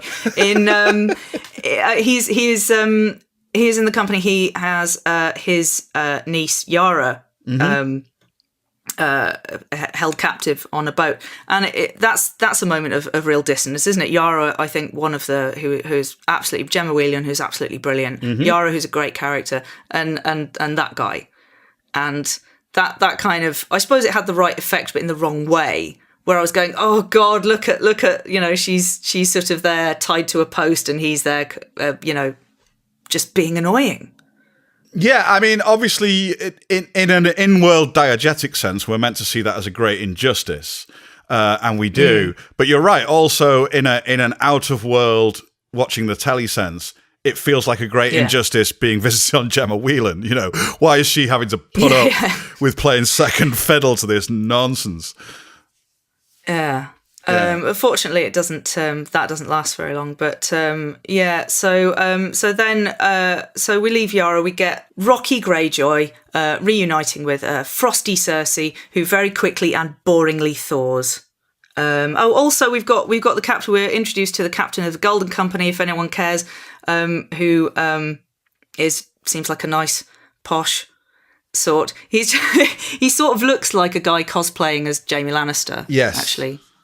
Maybe that's deliberate. Maybe that's, there you go, because Jaime's buggered off to go and join the righteous cause, so she's got to go out and hire like a kind of Jaime replacement. So maybe that's deliberate, that he's meant to look like a sort of he's like a pound stretch of Jaime Lannister. Yeah, that will be interesting, or maybe not. So Cersei then does, sort of pretends that, pretends to be pissed off with him, and does this whole if you want a queen, earn her thing, and then just decides to fuck him anyway. Yeah. Which I suppose, tactically she has to do because she is pregnant, and so, she needs a kind of cover for it. But in which case, what was the point in all that? And also there's a scene, that scene where there's supposed to be a kind of tete-a-tete between them, and it's just, there's no tension at all. It's just like this kind of sagging mattress of a scene. So, yeah, I really want to unpick the strands of this, because this is I think, like a sort of high point of bad writing. Right. And what's wrong with the writing approach generally. So obviously they've got a list of kind of plot points that they've got to hit, and I understand that. That's what you've got to do with a really densely plotted show. So they've got themselves in this thing. Okay, so Cersei's got to... This guy really wants to have some sort of relationship with her. It's a kind of male dominance thing. He wants to bag himself a queen. Okay. Mm-hmm. She kind of needs his army. There's an obvious sexual transaction that goes on here. Okay. So they've set up in the previous season that she's like, okay, do all this for me and we can get jiggy with it. All right, they've established that. That's fine. But then they've done this lazy thing that they do. And I know that you write fiction, and you know that sometimes you write yourself into a place where you go, you know what, I'd really like to have this happen with these characters, but you know what? It's not true to the characters and it's not true to the scenario. So they've set all this stuff up, but then they've gone, oh, you know what, actually, though, we really want to have a bit where Funk to Funky Greyjoy gets to have like a bit of a post-coital sneer at Cersei. Oh, hang on, we said that definitely couldn't happen, and she definitely wasn't going to do it, and she's been very, very clear about that. So how do we write our way around that? Here's how we write our way around that. She says, no, I'm not going to sleep with you, and literally in the next breath goes, oh, go on then. Right. They don't even have her leave the room, think about it for a while, come to the conclusion that it's tactically a wiser move, do a bit of a Cersei thing where, he thinks he's got his way, but actually I'm still pulling the strings. They don't even bother with any of that. She just goes, no, I'll go on then, fuck it. Yeah. And also, not just bad writing, but weird sexual politics. They have her kind of crying and looking upset after it, and I didn't like that. I did not dig that at all, Because in a way, that's that in and out, in the world, out of the world thing. So, a bit of the old in out. Yeah, indeed. But what? There's the things that the characters would do, and then there's the things that the show is doing as a show. Why is it doing this? Why is it having this really weird little moment where this guy gets his own way? In a way that's really unpleasant for this powerful character. And what are they doing there? What do they think they're doing? It didn't make any sense narratively or conceptually or for the characters. And it was just them. They wanted to have that scene where they talk afterwards. And there was literally no way to get it without just stomping all over everything they established. So they stomped all over everything they'd established. Hated it. Yeah, no, absolute bollocks. I mean, the thing is that I did, maybe the suggestion is, if I'm going to be kind about it, the suggestion is that she's so intent on her plan that she'll do anything. And also she's kind of a burned out husk at this point anyway. And I think that's what they've been trying to do with Cersei, since I don't think that, her last child dies. And it's like, oh my God, the prophecy came true. And I don't there was this sort of lack of the reaction I would have expected at that point. There wasn't the kind of, I don't know, I think that it's kind of, they sort of tried to go too quickly to her just freezing over and becoming this kind of monster. And I don't know, I think maybe they're trying to suggest that she's not quite that monster and she still has feelings, but also she'll do anything to get what she wants. I mean, fuck knows. Who knows what's going on with them now? But it doesn't work. I mean, Yeah, it's a madman's breakfast, the whole characterization of her. It's they don't know what they're doing with her as a character. Also, I don't know this for sure, but I'm a fan of Lena Headey generally. I remember her in 90s rave era drama Loved Up. That's how long I've been down. But wow. Yeah. But I feel like she's checked out of this show.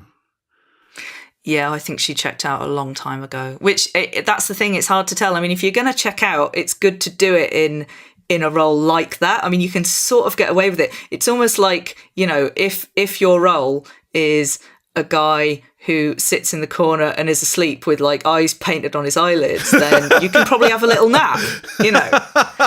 You're gonna, no one's gonna notice. But yeah, and I feel bad for her. I think because if you think back to the beginning and how Cersei was at the start, what a role! Holy shit, what a role! Well, she was so complex. How she rose to it. She was so complex, wasn't she? She was like, yes, she was kind of villainous, but she was like emotionally brittle, and obviously there was this thing that she was doing a lot of what she was doing because she felt compelled to, Yeah.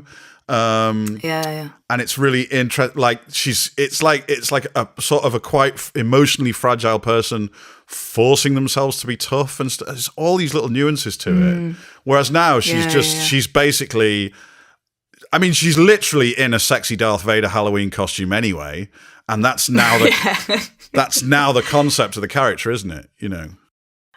So where do we go next? Oh, we're in a brothel. I haven't actually seen a brothel for a while, have we? It used to be like every other scene was in a brothel for a while. So it's not an unwelcome development. And we've got Bronn, who also is somebody that we like, and he's getting laid. So good for him. Yeah, and it's Jamie Flynn. What's the actor's name?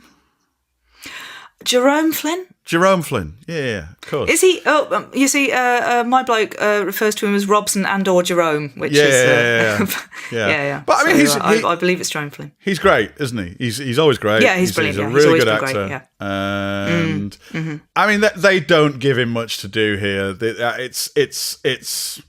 I guess it's establishing stuff. Did you notice? This is a bit of talking to Twitter.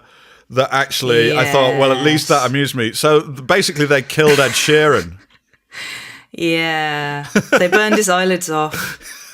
I'm down with that. But I fuck this though. I cannot. This cannot stand. Fuck this, because like Ed Sheeran being in it in the first place was bullshit. Okay, because it's like, hey everybody, it's Ed Sheeran. It's that guy Look, he's in Game of Thrones now, and apparently they did that in the first place.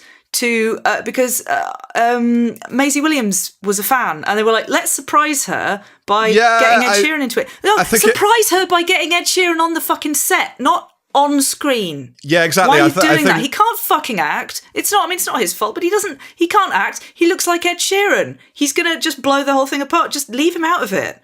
Yes. And now, because they're reacting to the, the fact that people went, do you know what? I think that's a bit of a bum note. I think maybe you shouldn't have done that. And now they're reacting to that, to the haters, by kind of going, yeah, fair dues, we hear you. Now we're going to have some prostitutes, we're going to have some naked women, of which, by the way, I'll get to this in a second. I have no special problem with this. I'm fine with nudity. I'm fine with women cavorting about in this way. But to have them deliver that line as if to camera, this is as close to breaking the fourth wall as it gets, while wearing like a wisp of silk and sitting on Jerome Flynn. That's misogyny. That's taking it too far. You don't use them as a delivery system to clap back. Do you know what I mean? What are you doing? No, I should stop watching right fucking now. This is terrible. I do agree. You're right, but at this point, where does this come? Is this about half an hour in or something? At this point, I'd abandoned hope. So, I'm literally just laughing at the idea of burning Ed Sheeran alive at that point. Do you know what I mean? So,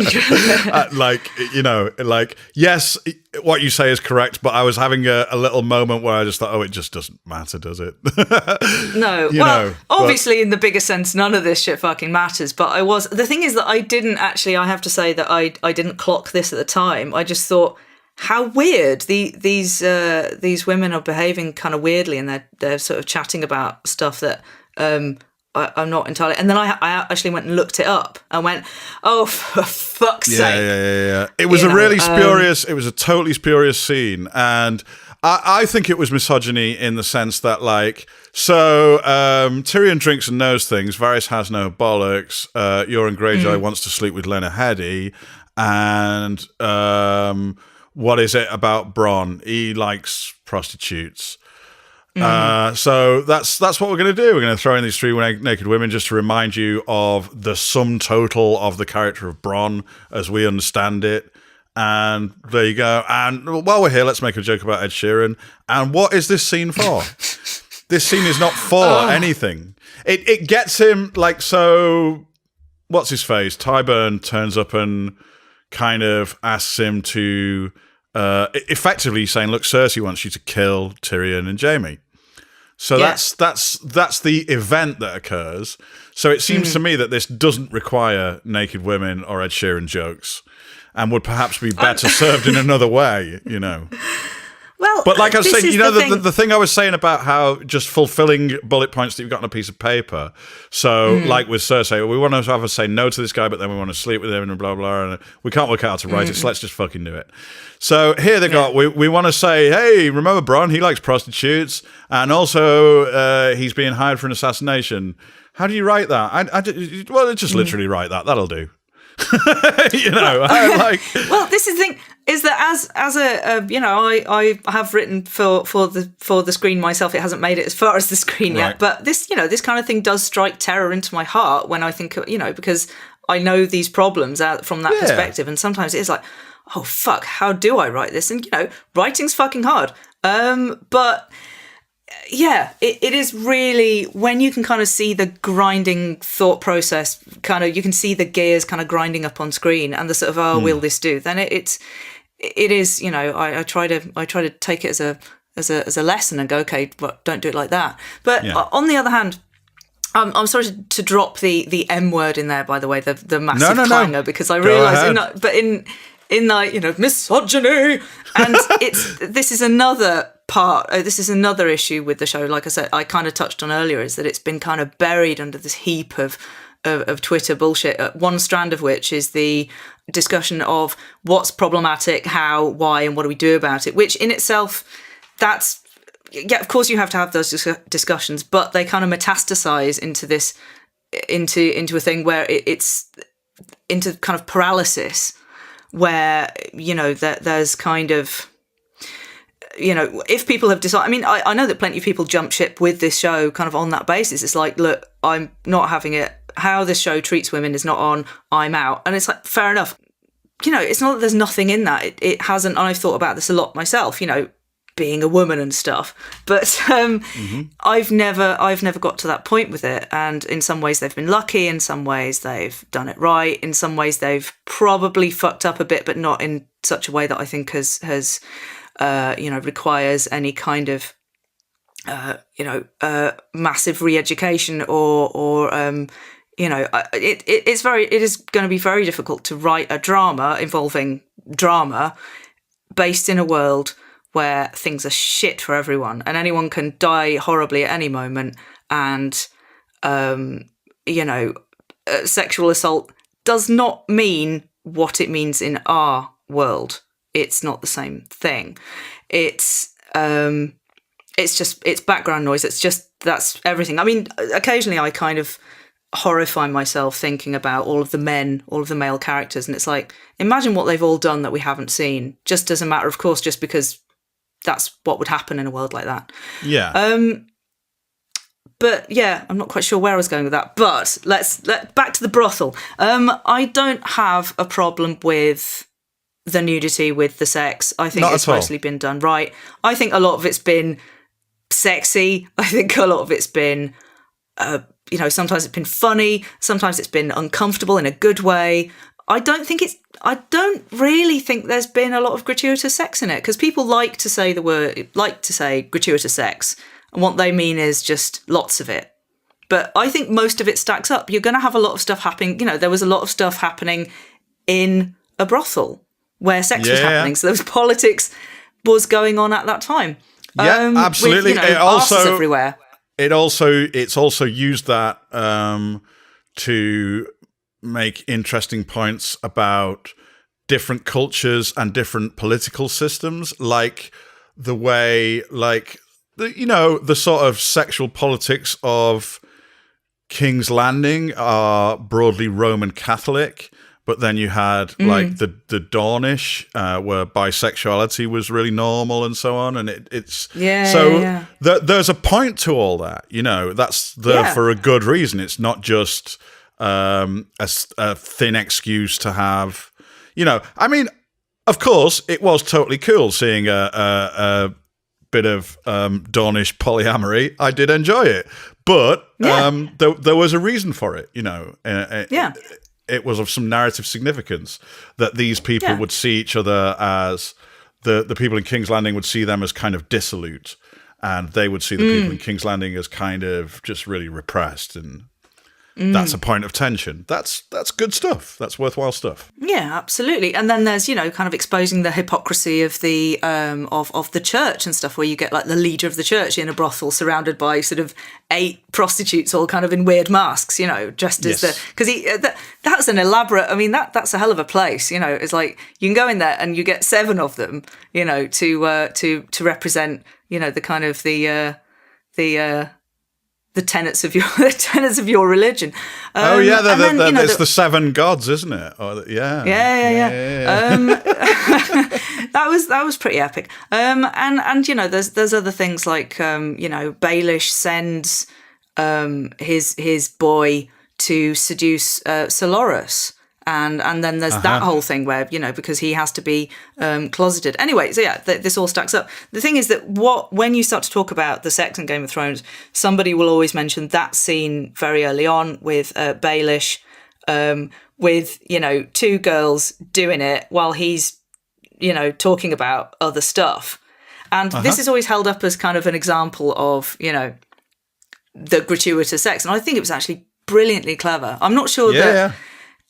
I don't know if it was meant to be this clever, but it's kind of ended up that way, is that basically what that's telling you is that because he's there very kind of dispassionately laying out what he wants, just kind of, because he's talking to Ros, the prostitute, and saying what he wants and how he wants, his sort of route to power and his resentments over, how Kat married Ned instead and all this kind of thing.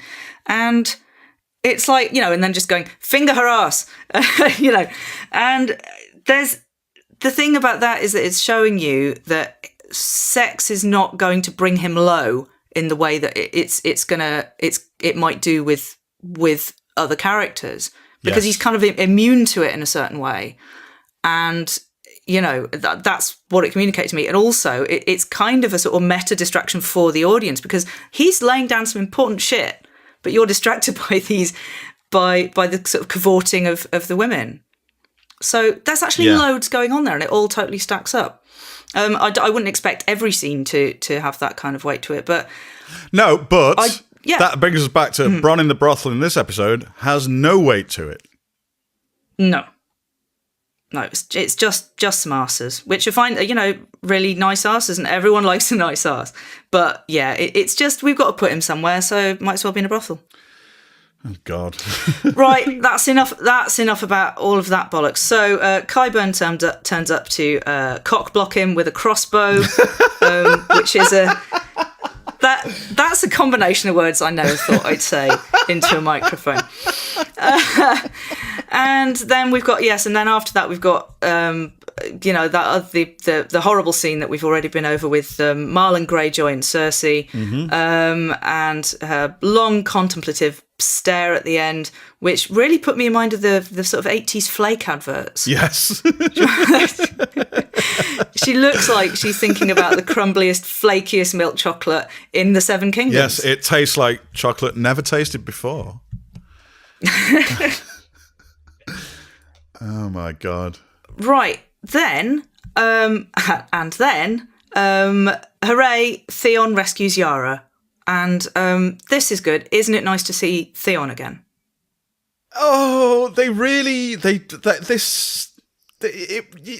is. He's great, and the actor's great, and the whole thing and the relationship between the two of them and the way it's developed and had a real arc and stuff, and that's all really great. But they just threw it away here. I thought it's over very quickly. It felt to me almost like they'd made the episode and forgot to shoot it and gone, oh god, and just got those two actors back for a day and just knocked it out really quickly, because it's Because it's like, okay, on our list of bullet points, oh god, she's got to get rescued by Theon.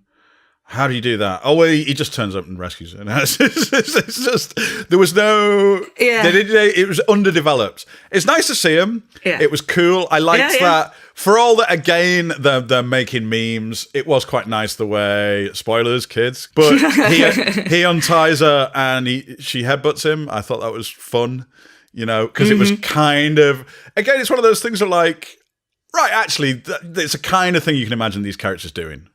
For real, and then they embrace, and that's not Bantz then hug. That was a sort of, it was like a bit more real about what their relationship is and how she's really angry with him, and it's cool. The thing is, this was actually kind of not the immediate below deck when they're back on the they're sort of on the deck.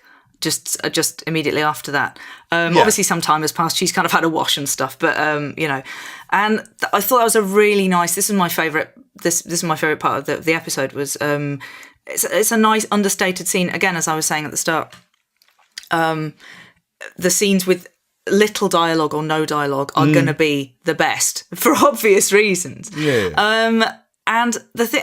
What I got from this, I mean, the lighting is really so beautiful, and they just looked kind of, and the sea breeze is kind of flapping their coats and their hair about, and it's like they just look so noble and so knackered, and you just get this whiff for us, just a little whiff of everything that those two characters have been through and what they've been through together and what they've been through individually, and that's what I want. Okay, this should be the payoff for a show like this that has elicited such kind of powerful emotions in its audience. You should be paying that off now in spades. Is like, here are your guys. You have seen everything they've been through, and you feel it, and you should be able to trace everybody's whole arc like a rainbow over every scene. It should be sitting there, and you should feel that kind of the everythingness of it, the weight and the heaviness of it should be in the pain and the loss and the redemption. All of that should all be like sitting like a big cloud on every scene, and I got that from this. Just looking at them and just going, and I felt a little feeling, and it was great. And I was like, oh, I remember this. They had to fucking undercut it with a sip of Bantz. They just had to throw a little bit in there at the end. But it's okay, she pulled it off. Because they say to each other, they say to each other, what is dead may never die, which is so great. There's so many great lines like that in this show, and that's one of them. And it's like, what is dead may never die, and then she says, but kill the bastards anyway, which is so rubbish, isn't it? Because that was it's like you've written this, you bonehead. That was the subtext that you've just written.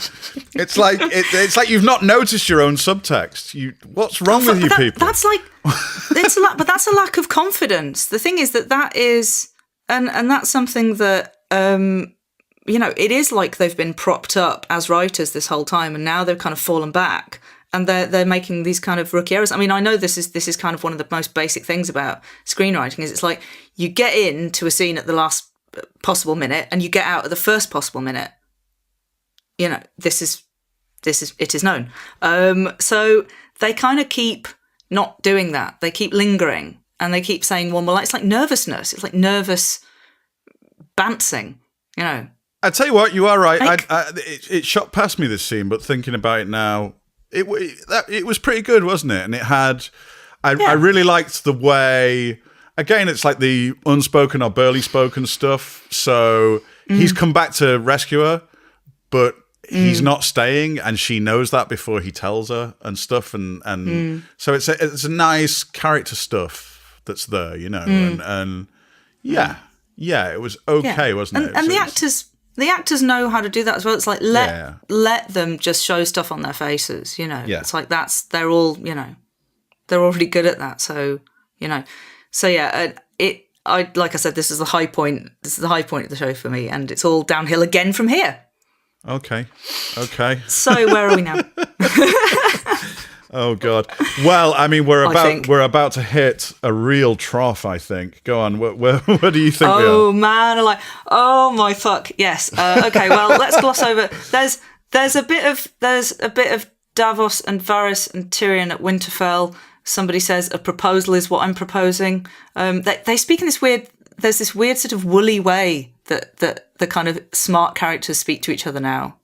It is a bit like the stupid person's idea of the clever person, isn't it? Right.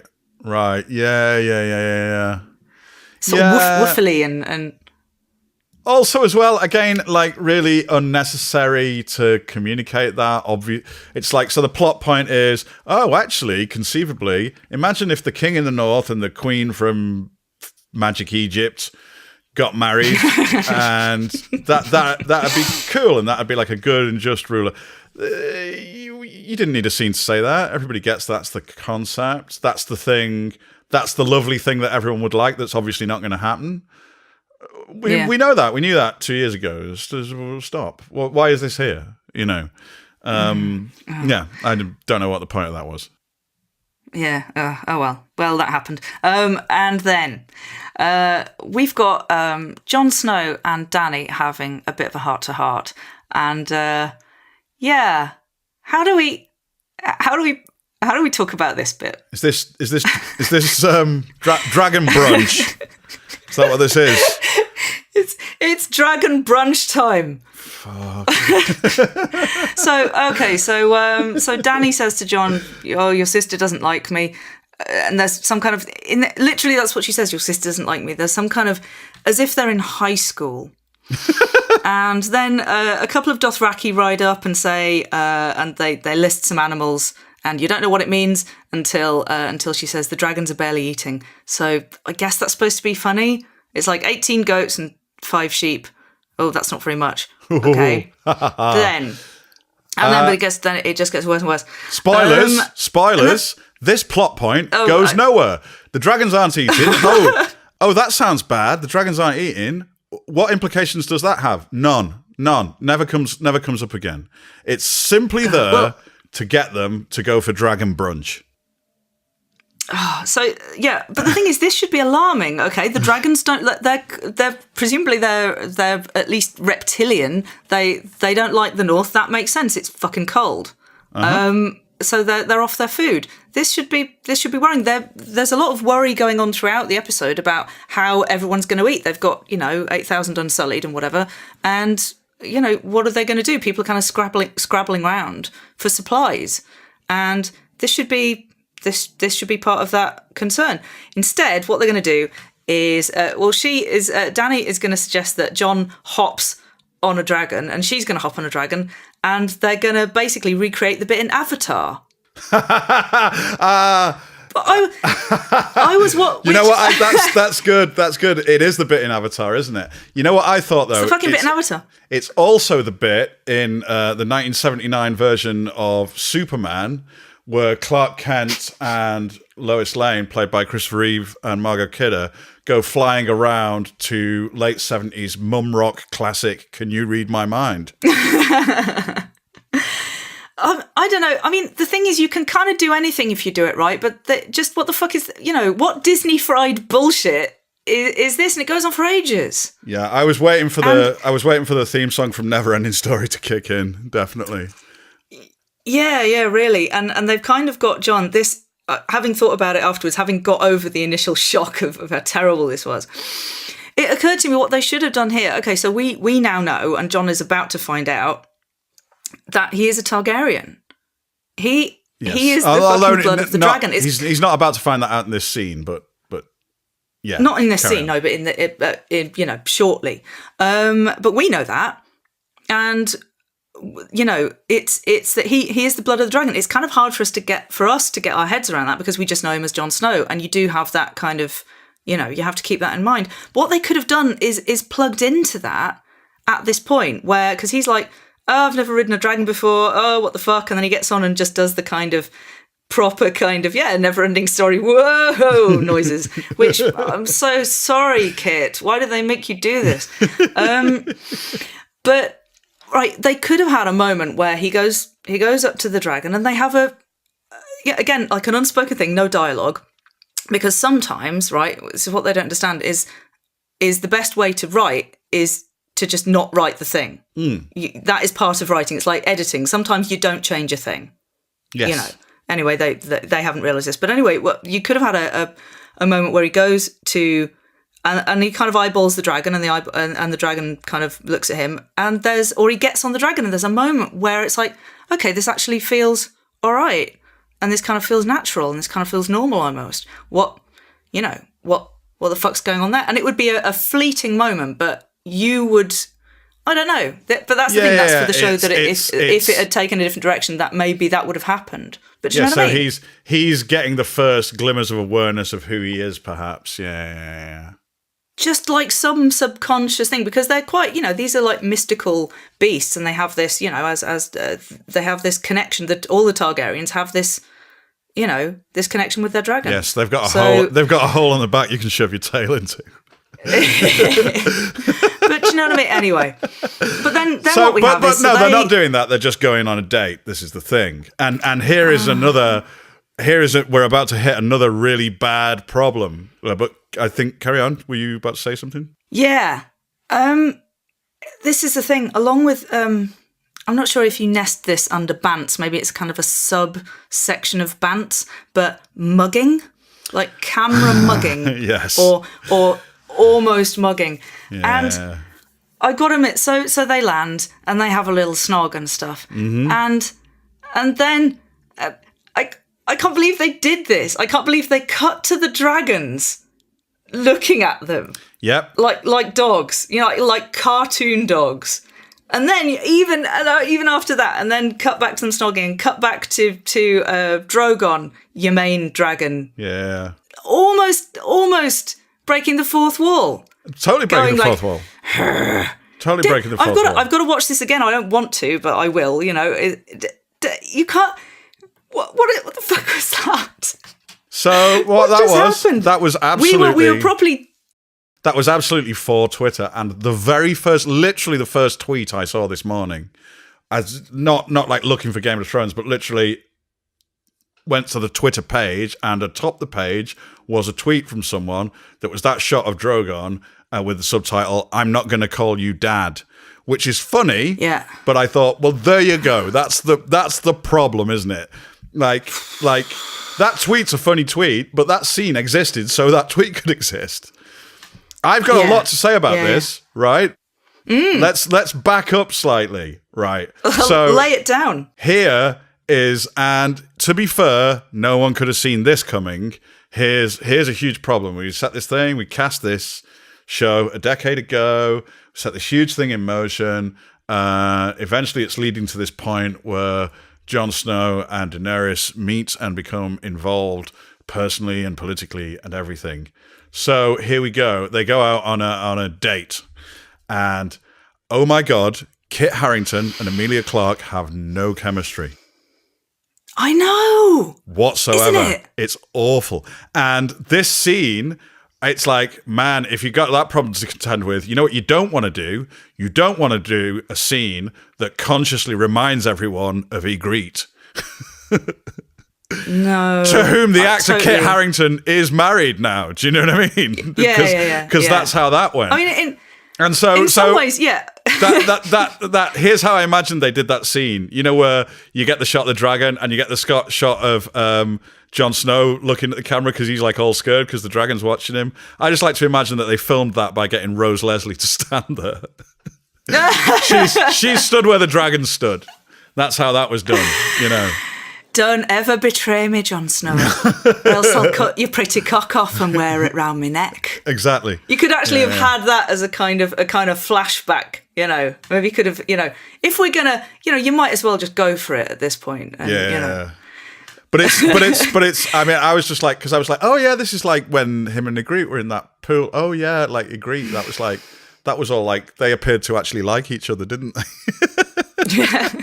I mean, obviously it is expecting a lot of actors to it's not always, you're not always going to end up marrying the person that you do sex in a cave with on screen.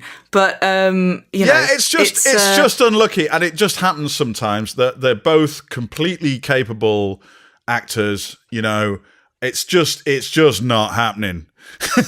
No.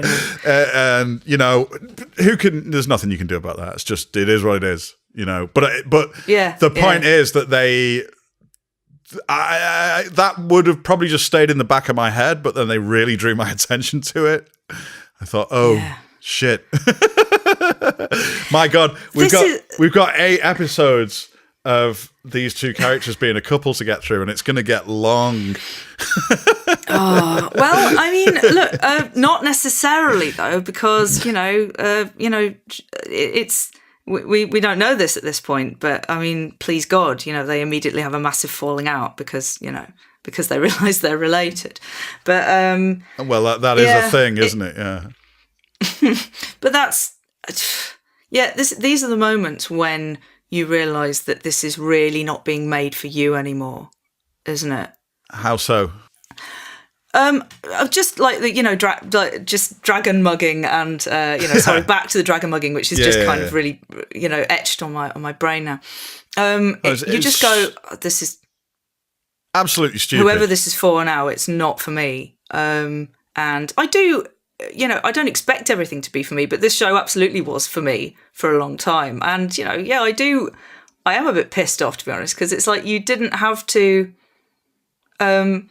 There's no need to do that, Yeah, I mean, and again, it's a thing in drama, isn't it? That like you can, even in the most serious thing, you can write in a character that it kind of is the comic relief character, and that's fine. Yeah. What I think you can't do is just take the really serious bits and go, we're just going to do comic relief with them.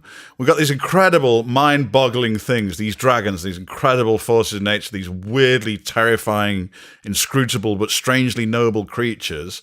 And we're also going to get them to smoke an exploding cigar and put on a spinning bow tie.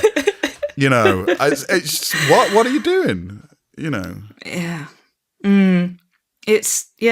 And when I said that, the best bits are going to be the bits without dialogue, I think also some of the worst bits are going to be the bits without dialogue based on that moment. But I feel like though that moment definitely wasn't a director running with it, was it? That was on the page, wasn't it? In all caps.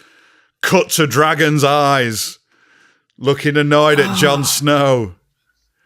Oh God! I mean, who knows? I am fascinated to know. Like I said, I'll probably never know. These are the things that that people sometimes will drop in an interview or whatever, and you'll find out. Chances are we'll never know, but I think you're probably right. Yeah. It's David Nutter who directed this episode as well. Who he's done several, including the Battle of Blackwater, which obviously is fucking awesome. Right. So, where do we go after Dragon Brunch? I mean, in any sense, really. Where do you go from there? Well, we go to the Foundry, I assume in Winterfell, with Gendry and the Hound having a little snarky disagreement. Yeah. What did you make of this bit? It's all right, this scene, isn't it? It's like it's just a bit of connective tissue. Moves the plot along, tells us that Gendry is now making weapons. This is obviously a plot point because Arya gives him a drawing and is getting him to make some weapon that we don't really know what it is yet, but is obviously some big serious thing. It also shows us that they're sort of industrial scale making dragonglass weapons, which we know they need for the oncoming battle with the creepy guys. So it's information. It's plot. It's fine. And also tagged on the end, it's got a bit that I liked. I don't think it struck you the same way, but I liked the little reunion between Arya and the Hound, because because those two actors are really good. And they know their own characters. They also know their own characters' interaction with each other really well. So they both just, there's not much going on. They have this slightly sneery, dismissive dialogue with each other. But the characters sort of really subtly betray. They're sort of very close, those two characters, and they respect each other a lot, you know. And it was a nice little performance bit. It was okay. But I mean, basically, if you could fuck up a scene like this, then my God, do you know what I mean? So it was fine. It was fine. Okay, I think they actually tried. You know, I don't know if you missed this, but so the Hound says it starts having a little pop at Gendry for making weapons for the wildlings. He says, "You know who makes weapons for the wildlings? Cripples and cocksuckers. Which are you?" He only just fucking referenced Full Metal Jacket. Oh, that's a fucking Full Metal Jacket reference. Did you miss that? Well, yeah, that's the whole. Oh, there's only two types from Texas bit. Yeah. Steers and queers, and you don't look much like a steer. Steers to and me. queers. That's what that is. They only went and did that. It's like, does the Hound have the special edition fucking Blu-ray of Full Metal Jacket? Did they used to run Kubrick marathons in the Sept of Baelor? What? What is this? What are you doing? I know what you're saying. I mean, it's a joke formulation that's probably older than Full Metal Jacket, isn't it? But I know what you're saying. Yeah. I don't know. It took it definitely took me out of it, and I thought they wanted to do that gag, so they found somewhere to put it. It wasn't very in character, was it? He doesn't really talk like that. No. Well, none of them really talk like they do. But this is another thing that this is part of the Bantz is it's gay jokes, and I know that it's like they will.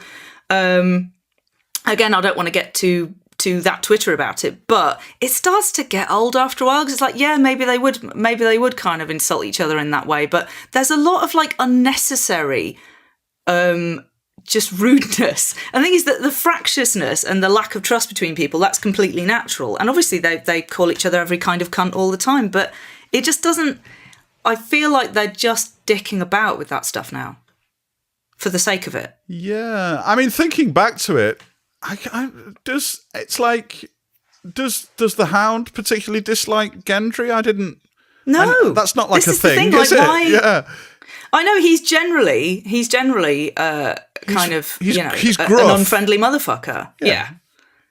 But why? You know, they've really it's again, it's kind of imposing conflict from the wrong angle.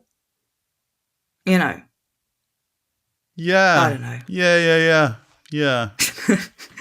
But yeah, I did appreciate then that they kind of pulled it back around with, you know, the nice little bit between the Hound and Arya, because he's got such a fucking great face, hasn't he? Yeah. And there's this kind of fatherly, you know, there's no other way, there's this sort of fatherly expression that comes over him when he sees that she has survived, and it's like, that's lovely, that's completely appropriate. Mm-hmm. Yeah.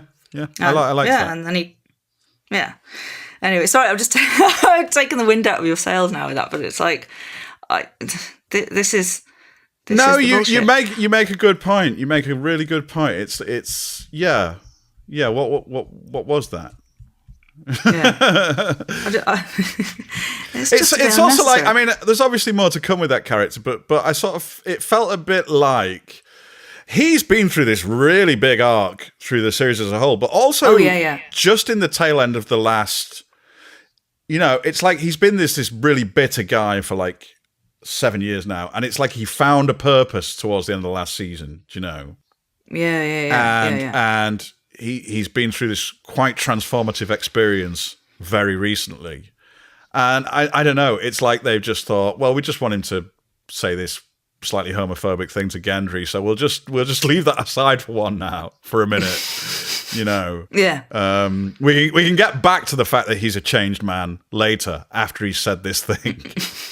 It's like, okay, well, that's fine. But one of the main things about the show and why it's been so bold and so great is the idea that people are complicated and people are more than one thing, and people can be heroic at the same time as being an absolute arsehole. It's like, that's fine.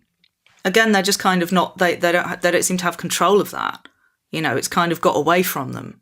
And this is kind of how they're going to display it. It's like, yeah, the Hound is now kind of is sort of risen to this higher level of his being in a way that nobody could have predicted. But also he's still a prick. Yeah, and that's legit, isn't it? Yeah, it's just kind of... Yeah. It's not wrong what they're doing, it's just clunky. That's the thing, isn't it? I mean, some of this stuff is flat wrong. Some of it is just shoddy execution. I have a feeling that I feel like Dragon Brunch is going to be like a shorthand at this point for like, you know, it's going to be a handy shorthand for the stuff that is just wrong. Yeah, absolutely. Yeah. So, oh, God, we're almost kind of into the home stretch now. What happens next? We have there's some chat between John and Sansa. And about... Does it matter? And they talk about Dany. On. Yeah, hang on. They talk about Dany. Yeah, so she doesn't like his new girlfriend, and he's like, well, whatever. This is really inconsequential, this bit, isn't it?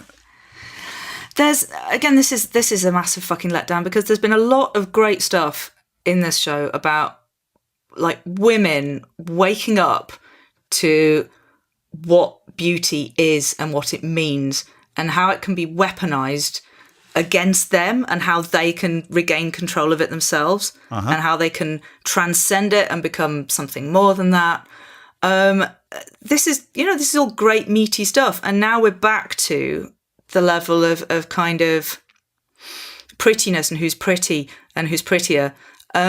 And I know that's supposed to, that I can see that what they're doing, what they're trying to do is suggest that Sansa is now has gone through that journey and knows that this is not what life is about, and it's not what power is about. And I think she kind of, there's this sort of, she takes offence because Daenerys makes some reference to her being beautiful as well as powerful or whatever, and she kind of bridles at it because, you know, there's not. But like, why are they at that level now? Like, I don't really. Do you know what I mean? That seems to have gone off in the wrong way. If that's what this comes down to. Did you know what I mean? I think so. I mean, I'm not explaining myself very well. Well, I just felt this whole section was sort of restating the obvious, you know. Yeah. And we've been over this ground. We know what's going on here. And it's also, it's like they've got this idea. This goes back to something that we were saying earlier. They've got this idea that there has to be a conflict between Daenerys and Sansa, but they don't really haven't worked out what that conflict really would be. So it's just kind of floating around, like, so she's kind of going, I'm not sure about her, and I'm not sure about her motives, and I'm not sure about your motives to Jon Snow, but there's nothing particularly concrete there.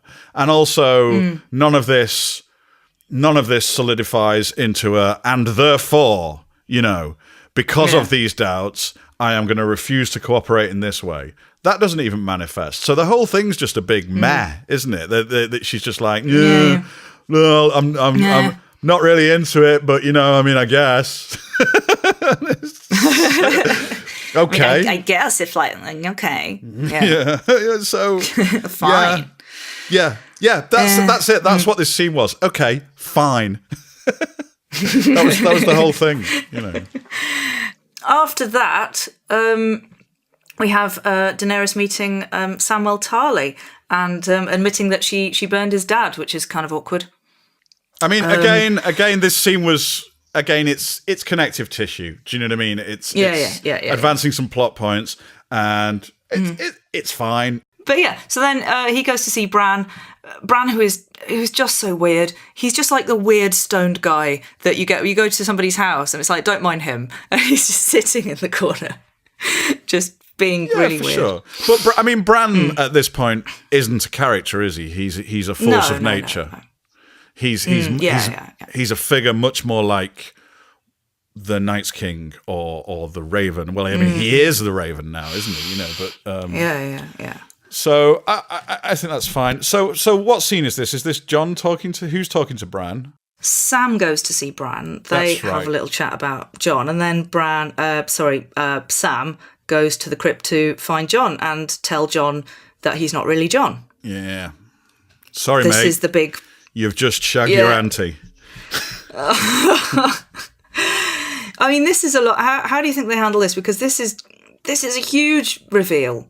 This is a huge moment, and in some ways, it's hard to fuck that up because it's like somebody lays down the facts, and Jon Snow / Aegon Targaryen has to somehow deal with it and all of its implications in what must be said is a really beautifully lit scene in a crypt. Mm-hmm. Yeah.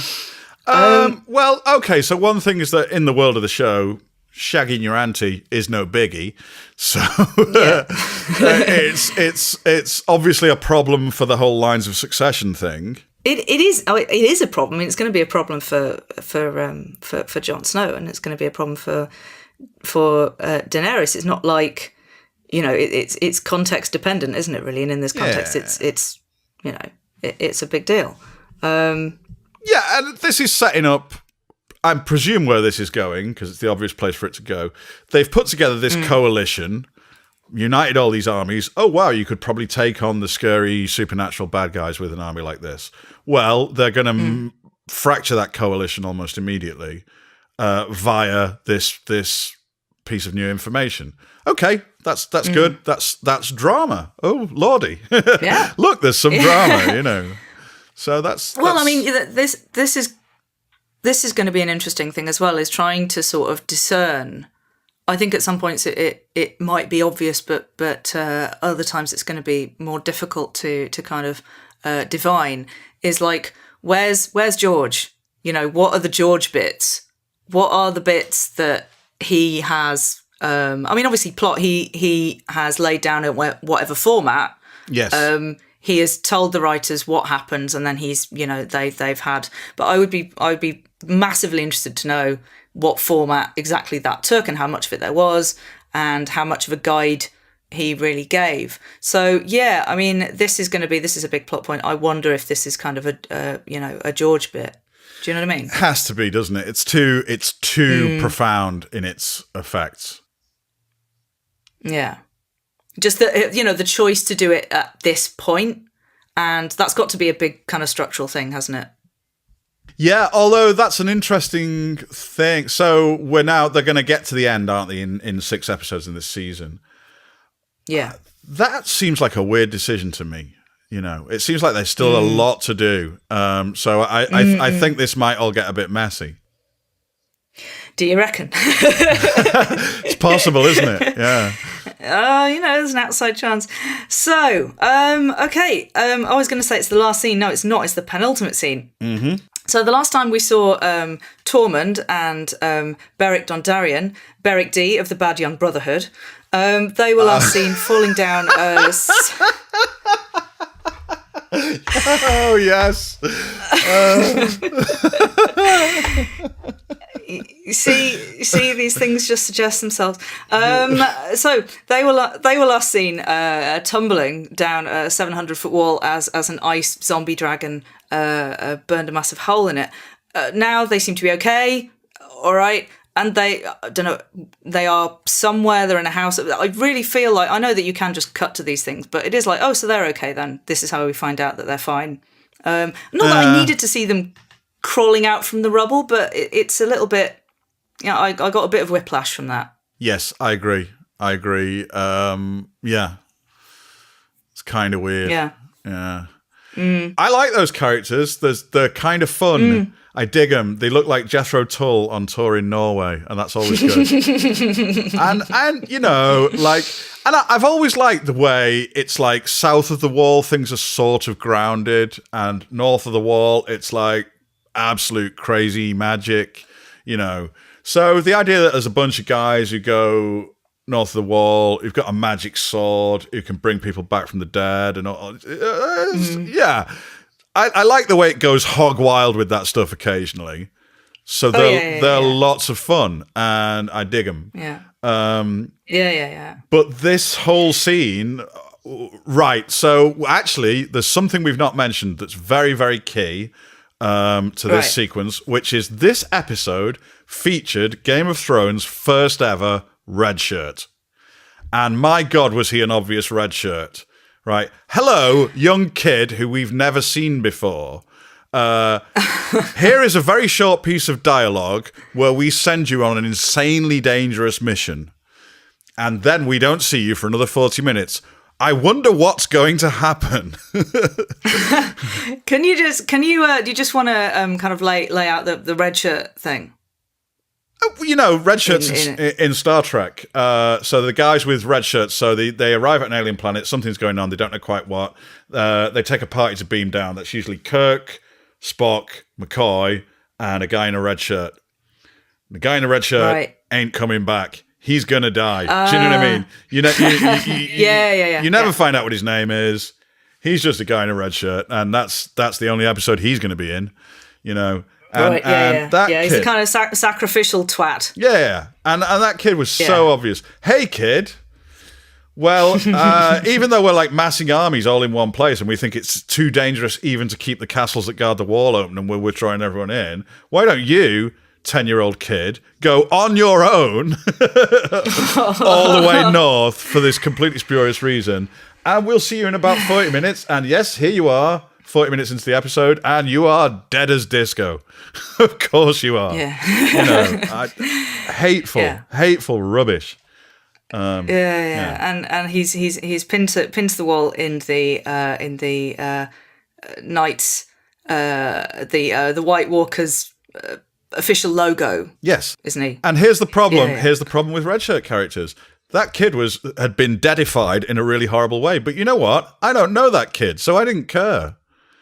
This is a world where terrible, terrible things happen all the time. Now, if something terrible happens to Arya, well, I've spent 8 years with Arya, so it's going to bother me. This is just functional writing. Do you know what I mean? You want me to care about this? Give the kid, I don't know, maybe 60 seconds of setup rather than 30. Do you know what I mean? Let's at least try here. Yeah. So wow, we've actually made it through to the last scene. I thought this would never end.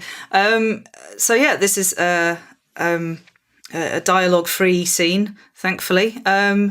So Jamie has rocked up in Winterfell with a sort of henna hairdo. It's like he's sort of looking like he's been away and he's quite refreshed, and comes face to face with Bran. It's the first time that Jamie and Bran have seen each other since the first episode, where one of them was pushing the other out of a window. Yes, I loved this bit. I've got to say, I thought it was the only time in this episode and the first time in a while that I really had a sort of head rush sense of the vast sweep of the thing, because this is how the first episode ended. Was Jamie pushing Bran out the window, and this is what sets the entire thing in motion. Do you know what I mean? Without that, then relations between the Starks and the Lannisters don't collapse in quite the same way. Without Bran's ensuing disability, he kind of doesn't end up becoming this weird demigod that he's become. It's the essential thing.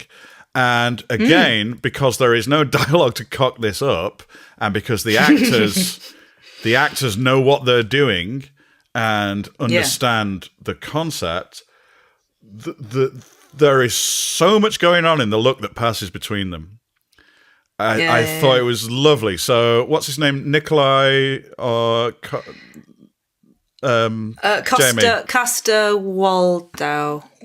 Yeah, Nikolai Costa. He's fantastic. Yeah. Have you ever seen him in anything else? No, I haven't. No, I have not much. I've seen this film that's like, it wasn't big. It's only from about 2 years ago, called Shot Caller, and he plays this guy who's like a sort of middle class family man who ends up through a series of unfortunate events in a really high security jail, and he realizes the only way he's going to survive is by becoming the most serious badass in the place. And it's got an incredible Jamie Lannister-like character arc, and he really transforms, and he transforms how he performs it, and he transforms physically, and he's brilliant.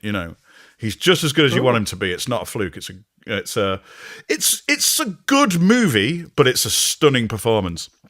Right. But anyway, so at this moment, and you see Jamie, and in a matter of seconds, all these things pass across his face. He's like guilt, shame, knowing that the moment of reckoning is upon him, but also you cut to Bran, and Bran's looking at him, and here's the interesting thing about Bran. Bran's like, he's barely a human anymore.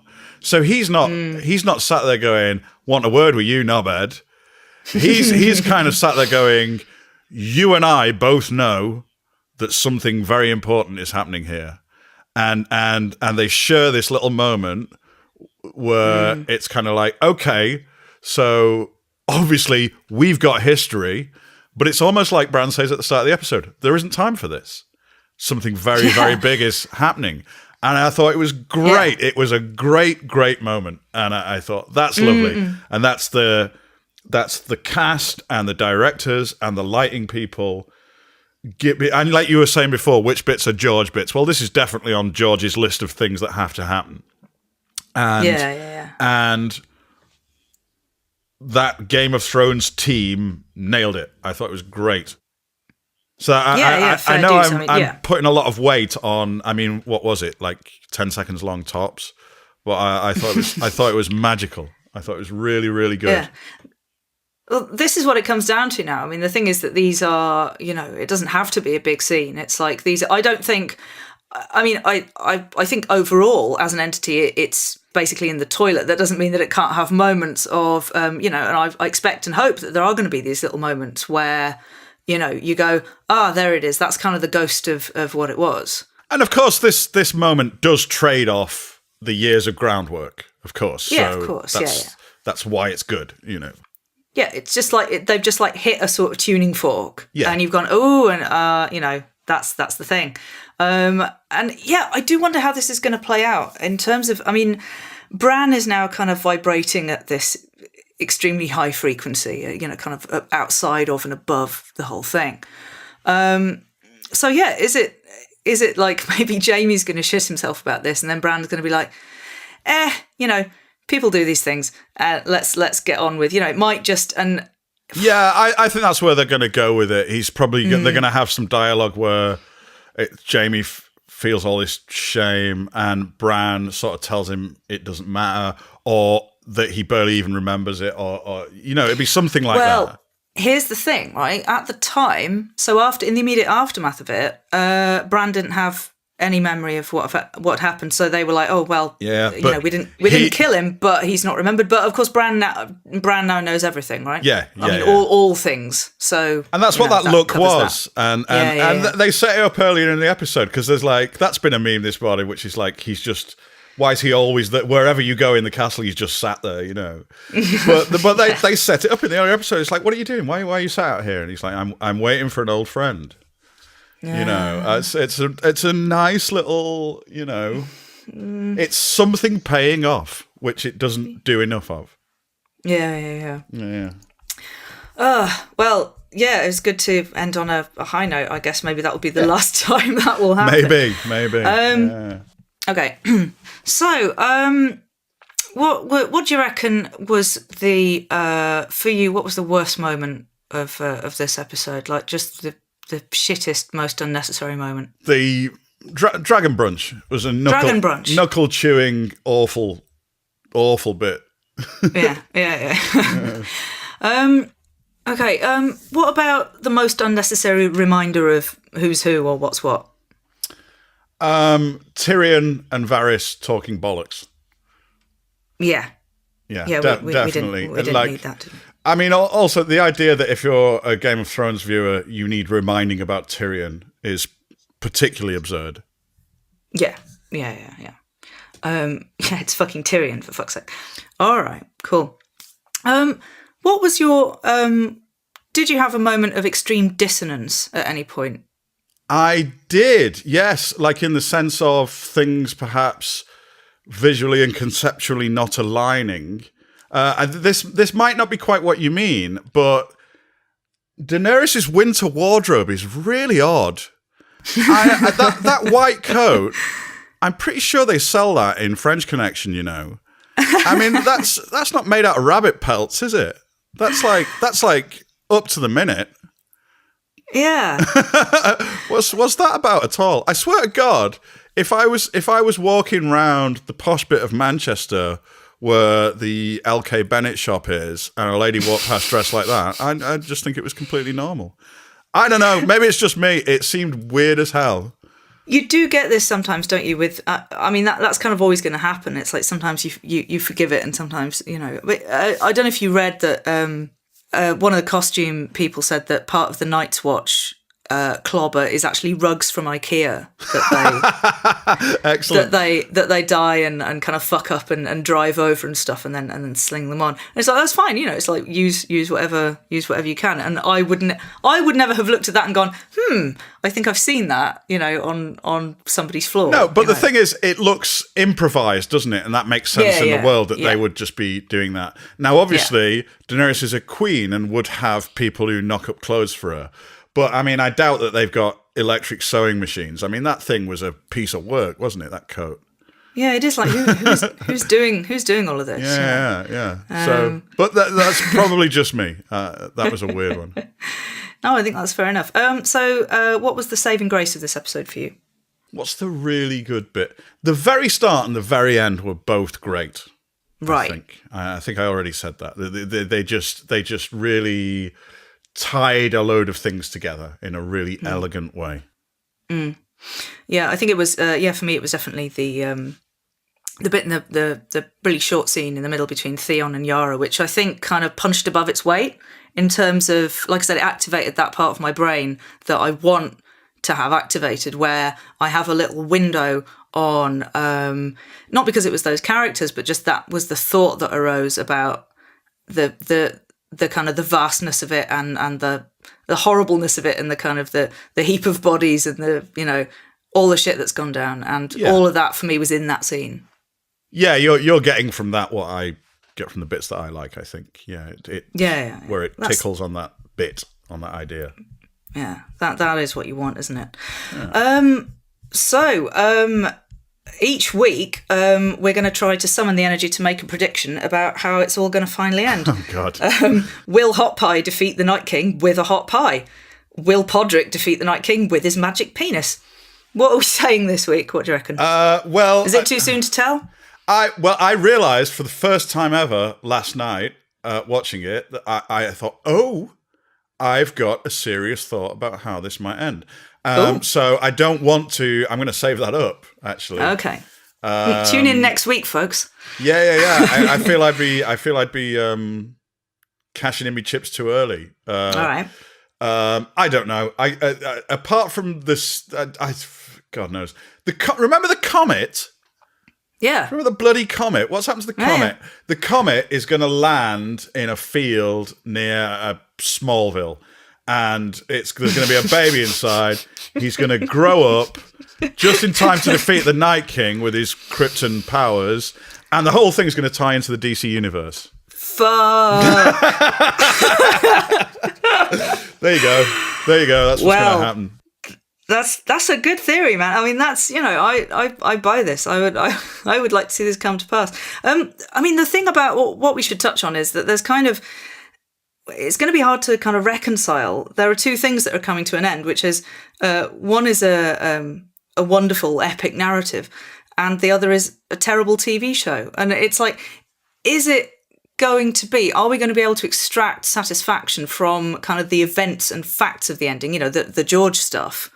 Even, you know, will that be a satisfying resolution, even if the execution is really bad?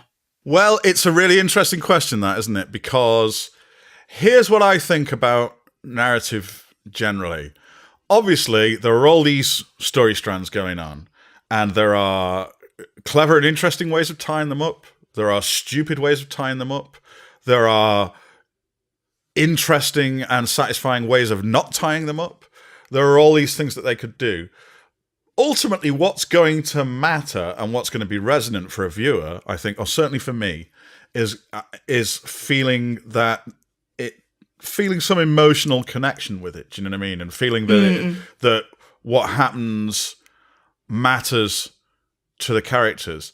So here's the thing that could happen. George R.R. Martin could have like a really, really brilliant idea about how time is a loop and the Night King is this thing and this explains that and da da da. And it's not going to matter if it doesn't matter, if you see what I mean. It's got to count. There's got to be some poignancy at the end. You know, that's the bit that I'm fearful that they can't pull off, even if the ultimate solution to the mystery is kind of brilliant. You know. So I guess we'll see. We'll see. That's the thing, is that I kind of, what I hope happens in some ways is I hope that the worst happens and that the Night King wins and the White Walkers swarm over everything, because I love that shit, and because that's kind of, I love a kind of big bad ending like that, because whenever you get, because mostly, you know, kind of tradition and culture and capitalism dictate that you have a happy ending or you have a resolution some way. And so I'm always really impressed and kind of, there's always something that gives me a real zing when somebody turns to the darkness and really goes for it in that way, you know. So, I'm kind of, you know, I'm worried that even if they do that, it will somehow be funny, and they'll be like, you know, the Night King will wink at the camera at the end. Yeah. Like, I can't put anything past them. So, you know, that's kind of, oh God. Imagine Night King Bantz. Yeah. Seriously. Night King breakdancing on some ice in celebration, you know. Oh, yeah. I had a vision of it turning into like a sort of Taylor Swift video, where they're all the blue guys are striding across the ice, but then it pans down and they've all got like impossibly high-heeled platform boots on, and it pans back up, and like, instead of being the Night King and his mates, it's now like Taylor Swift and Ariana Grande, and they're like strutting. They're just going to do it, aren't they? They're just going to do amazing. It. Yeah. Well, that is that for this week. Thank the gods. You can find all episodes at nightshatewatch.co.uk. Our Facebook page is facebook.com/nightshatewatch, and our Twitter is inevitably @nightshatewatch. Just so long as you're aware, no debate will be entered into on any platform, because we're right. If you enjoyed this podcast, or at least hated it in a way you found gratifying, please consider sharing it about. If you loved it to the extent you'd like to buy us a drink, you can do that at ko-fi.com, that's ko-fi/nightshatewatch. And we really appreciate that, as we are quite poor and sober. I'm Sarah B, that was John Tatlock. You shall never hear our like again. And now our hate watch is ended. Until next week. Bye!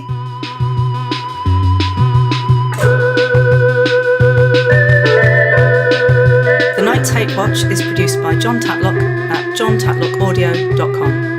The music, The Reigns of Cassiomere, is by Matt Abysmal.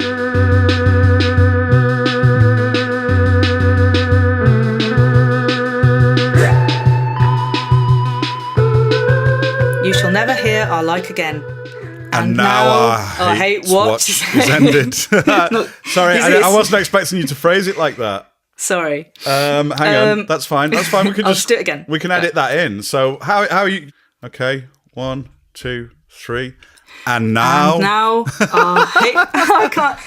This isn't going to make. This isn't going to work. 4 and I'm. You see, I always have a problem with this. I'm hearing the now as on the downbeat and the and on the offbeat. Yeah, this is listen. Fucking terrible. Too much time sorry, spent with at this point, musicians. I'm not sure what I'm doing.